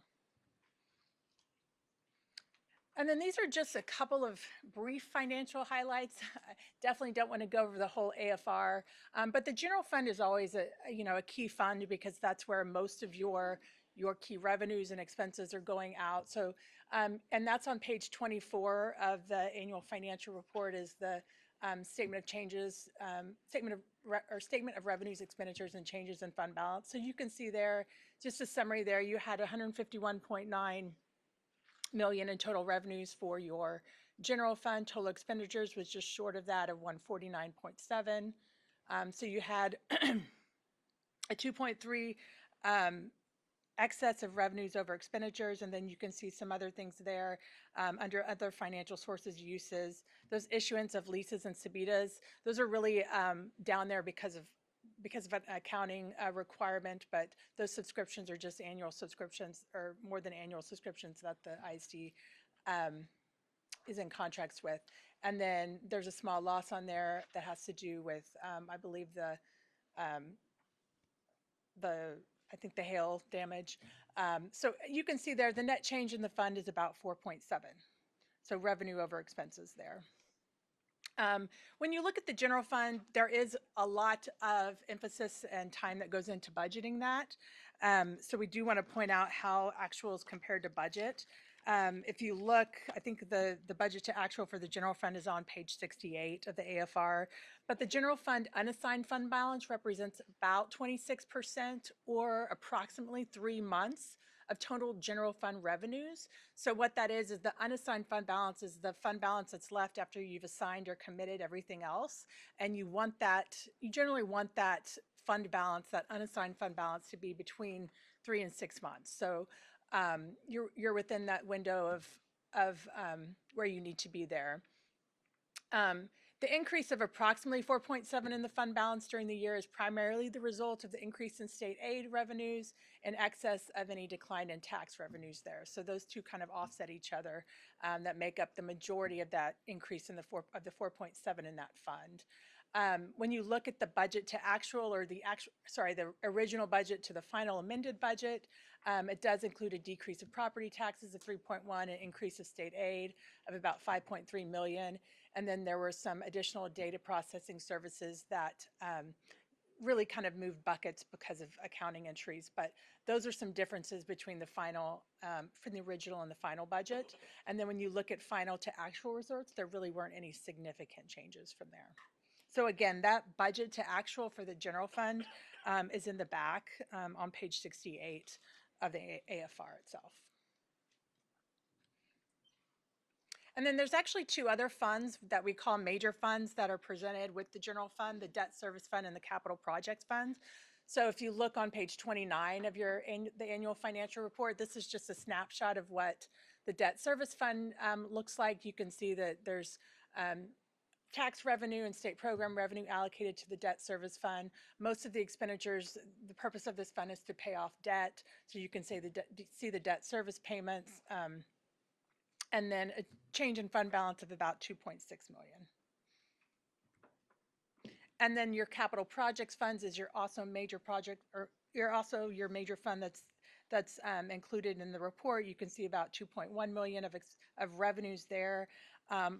Obviously, most of your costs there for your capital projects funds goes to capital outlay for facilities, acquisition, and construction. It also shows there the issuance of the bonds, the 94.4 million in bonds that was issued in FY24 in that capital projects fund. So that's the main reason for the net change in fund balance, about 67 million. Okay, I know that was a lot of fun financial information, but again, that's just the highlights. Really the results of the audit. It was a smooth year. I always enjoy working with the team here at College Station ISD. So I welcome any questions, but thanks again for having me, and thank you for the finance team for working with us, because it is a process. It's on top of their daily job, pulling things for us, answering questions. We're on site. It's a lot of back and forth, and putting together the annual financial report is no small feat either. We do ask a lot from them to get that report looking the way it needs to look. So thank you very much. Any questions? Again, got to comment and say thank you not only to you, but also obviously to Heather, you and your team, and everybody, Chris, everybody who supports this. I mean, it is, but we're doing it for a reason, right? Is to show that we are on top of our books, and you are proving that that our district is doing all their financial things correctly. So wonderful to get that great review. I do want to ask you, though, one thing. You said this was nothing kind of special went on this year. Have you done an audit, or how does it affect your audit when we change next year to our, when we're changing our fiscal year? I mean, I was just curious, does that make it more challenging for you, or are you involved with that? It'll be different. We'll be presenting 9 months of activity versus 12. So it's going to affect how things look in that regard. But it's not unusual. We've dealt, it's a pretty standard TEA procedure that we've dealt with, and so there are maybe one or two schedules that are added, and some of the things may look a little different. But it's not unusual. We've seen it multiple times, and so it will look a little different, obviously, because you won't have your 12 months. It'll be 9 months of activity versus 12, so it'll be a little bit of that off year. But usually we disclose all that and close any gaps between budget to actual with those kind of explanations. So, yeah. And so we'll be presenting, the 6:30 year ends are actually due third week of November-ish. So we'll actually be presenting whenever that board meeting is, but those are due. The 831s are due in January, but the 6:30 year ends are due in November. So you'll see me less than a year from now. Anything else? Do you need a motion? Yep. Okay. Then I would move to approve the annual financial and compliance report for the fiscal year ending August 31st, 2024, as presented. Motion by Mr. Ben, second by Ms. Simmons. Any further question or discussion? All those in favor say aye. Aye. All those opposed, same sign. Motion carries 6-0. Thank you so much. Appreciate you. That'll bring us to item J2, consider approval to declare that Pebble Creek Elementary meets the requirements set out in TEC sections 44.031H and 44.0312C, and to approve a resolution to delegate the superintendent the authority to make budgeted purchases of goods and services in excess of the amount delegated in board policy CH local to ensure repair of Pebble Creek Elementary in a timely and efficient manner. Ms. Wilson. Yes, sir. Thank you, Mr. Horick. Dr. Harkrider and Board of Trustees, you've heard already tonight from Josh about our emergency situation that we had at Pebble Creek. In order to get the building up and running, we acted very quickly, and the Texas Edu Code allows us to do that. So it's Texas Education Code 44.031H actually allows us to go ahead and supersede purchasing laws to make sure that we can get things in there, get them up to date before we would have to come to a board meeting. Okay, so that's really the first one. The second one's 44.031.2, and it allows the board to give further authority to the superintendent to be able to go ahead and continue to repair the building without having to come back to the board and pulling the board together to make an additional purchase. So really what's going on here, first of all, every vendor that we used to cover the building that night, Cotton was one of them, and Summit, and we've got those two in the next two agenda items. Both of those are actually approved vendors, and so we were always under the correct bid laws. The only thing that would get us in our board policy was CH Local. However, CH Local allows us on emergency situations to go ahead and make those purchases to get the building up and running and safely and get kids back in safely. CH Local requires us to spend, anytime we're spending more than $50,000 on a budgeted item, that we bring that to the board for approval. And so what I'm asking tonight is, first of all, to go ahead and make sure that you approve that that was an emergency situation and it falls under the two Texas Education Codes. And the second one is to go ahead and delegate Dr. Harkrider or a designee the authority to go ahead and make purchases to make sure that we can get those repairs done through Christmas, because at this time we're not going to know to the extent until we get in there and get busy. We're just on a short turnaround, and so this would give him authority just till the end of the emergency. So once we get it up and running and repaired, then that resolution will go away, for example. Are there any questions? Do we have a motion? Questions, comments? Anyone can make a motion. Does it have to be, is it a specific wording on this, or? I would, because Okay. of the resolution. Okay.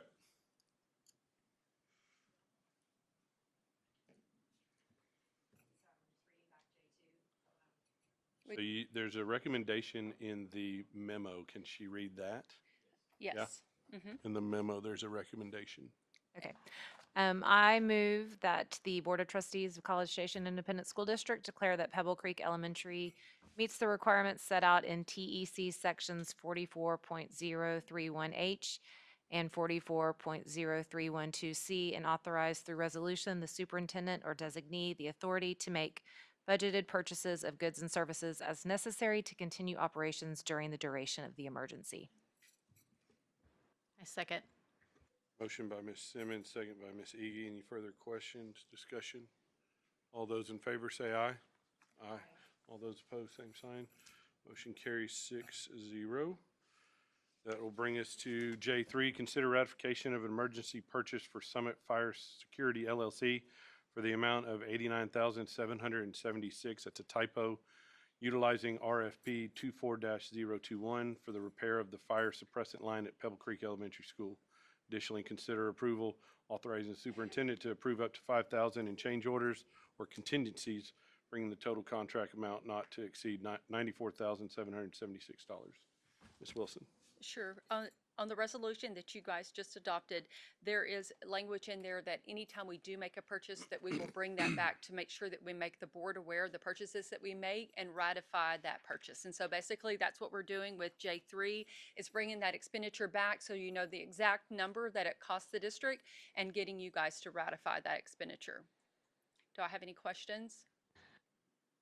Well, just the reminder of the discussion earlier about the insurance part of some of these, right? That many of these we are hoping will be covered by our insurance. Is that true? It is true, yes. All right, so we expect them to be covered by our insurance. Thank you. We'll have the deductible, but outside of that, we'll have the rest covered.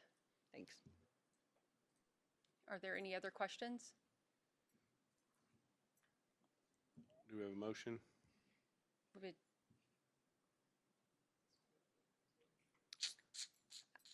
Would you like me to read the administrative? Okay. It's administrative recommendation to consider ratification of an emergency purchase for Summit Fire Security LLC for the amount of $89,776, utilizing RFP 24-021 for the repair of the fire suppression line at Pebble Creek Elementary School. Additionally, considering approval authorizing superintendent to approve up to $5,000 in change orders or contingencies, bringing the total contract amount not to exceed $94,776.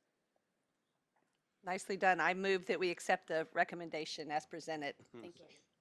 Awesome. Motion by Ms. McAdams, second by Mr. Banning. Any further question or discussion? All those in favor say aye. Aye. All those opposed, same sign. Motion carries 6-0. J4, consider ratification of emergency purchase for cotton restoration for the amount not to exceed $250,000, not including rebuild, based on the buy board contract 675-22 due to the rupture of the fire suppressant line at Pebble Creek Elementary. Ms. Wilson. Yes, sir. So Cotton Restoration Company, I think if you've seen from the pictures, they did an amazing job and turned that campus around within 2 days and got our kids back in the campuses. So we're very pleased with them. They've showed up within hours of, I think, us calling them, and we're ready and cleaning up that facility. The total cost for restoration was $250,000.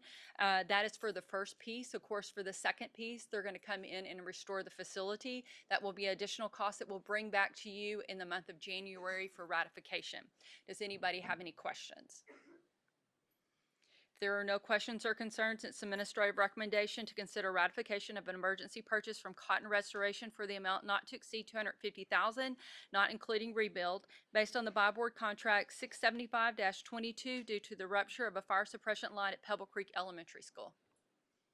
So I just wanted to clarify, just as far as that amount and how that works with it being a buy board contract. So that's a pretty standardized amount for the amount of work that they did and what they did and so forth, correct? Yes, sir. Okay.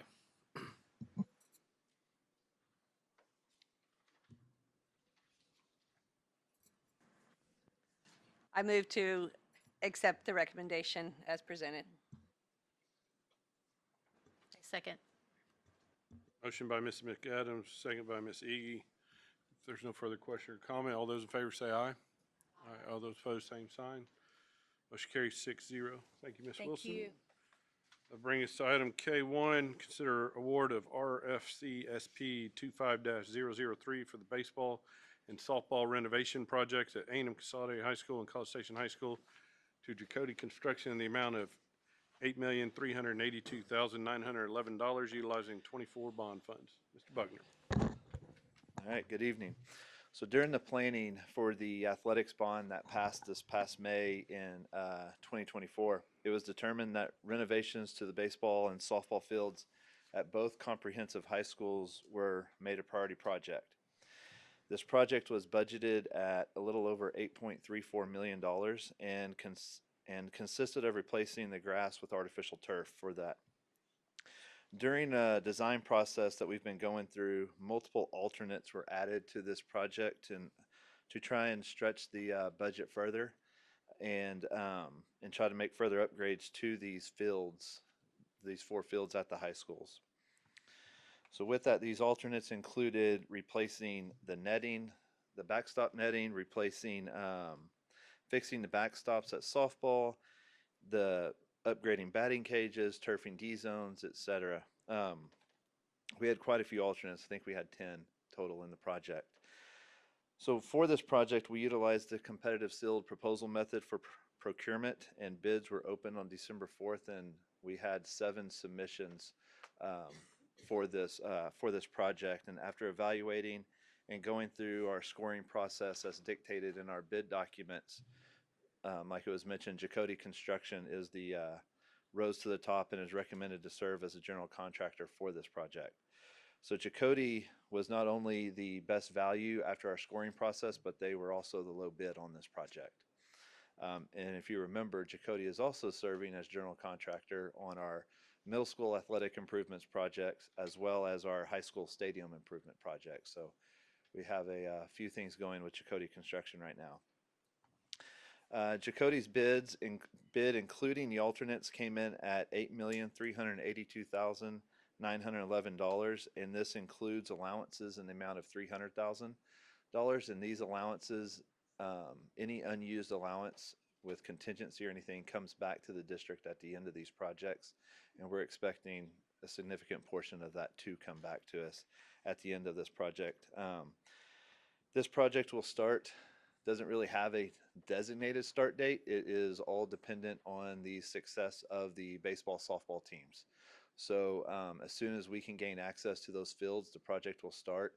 It is estimated, right now we have substantial completion of August 15th, but kind of depends also on how well they do in playoffs and everything. And then also it is the summer and pending weather. It is completely outside, so that could dictate, but right now we are targeting August 15th as our substantial completion date.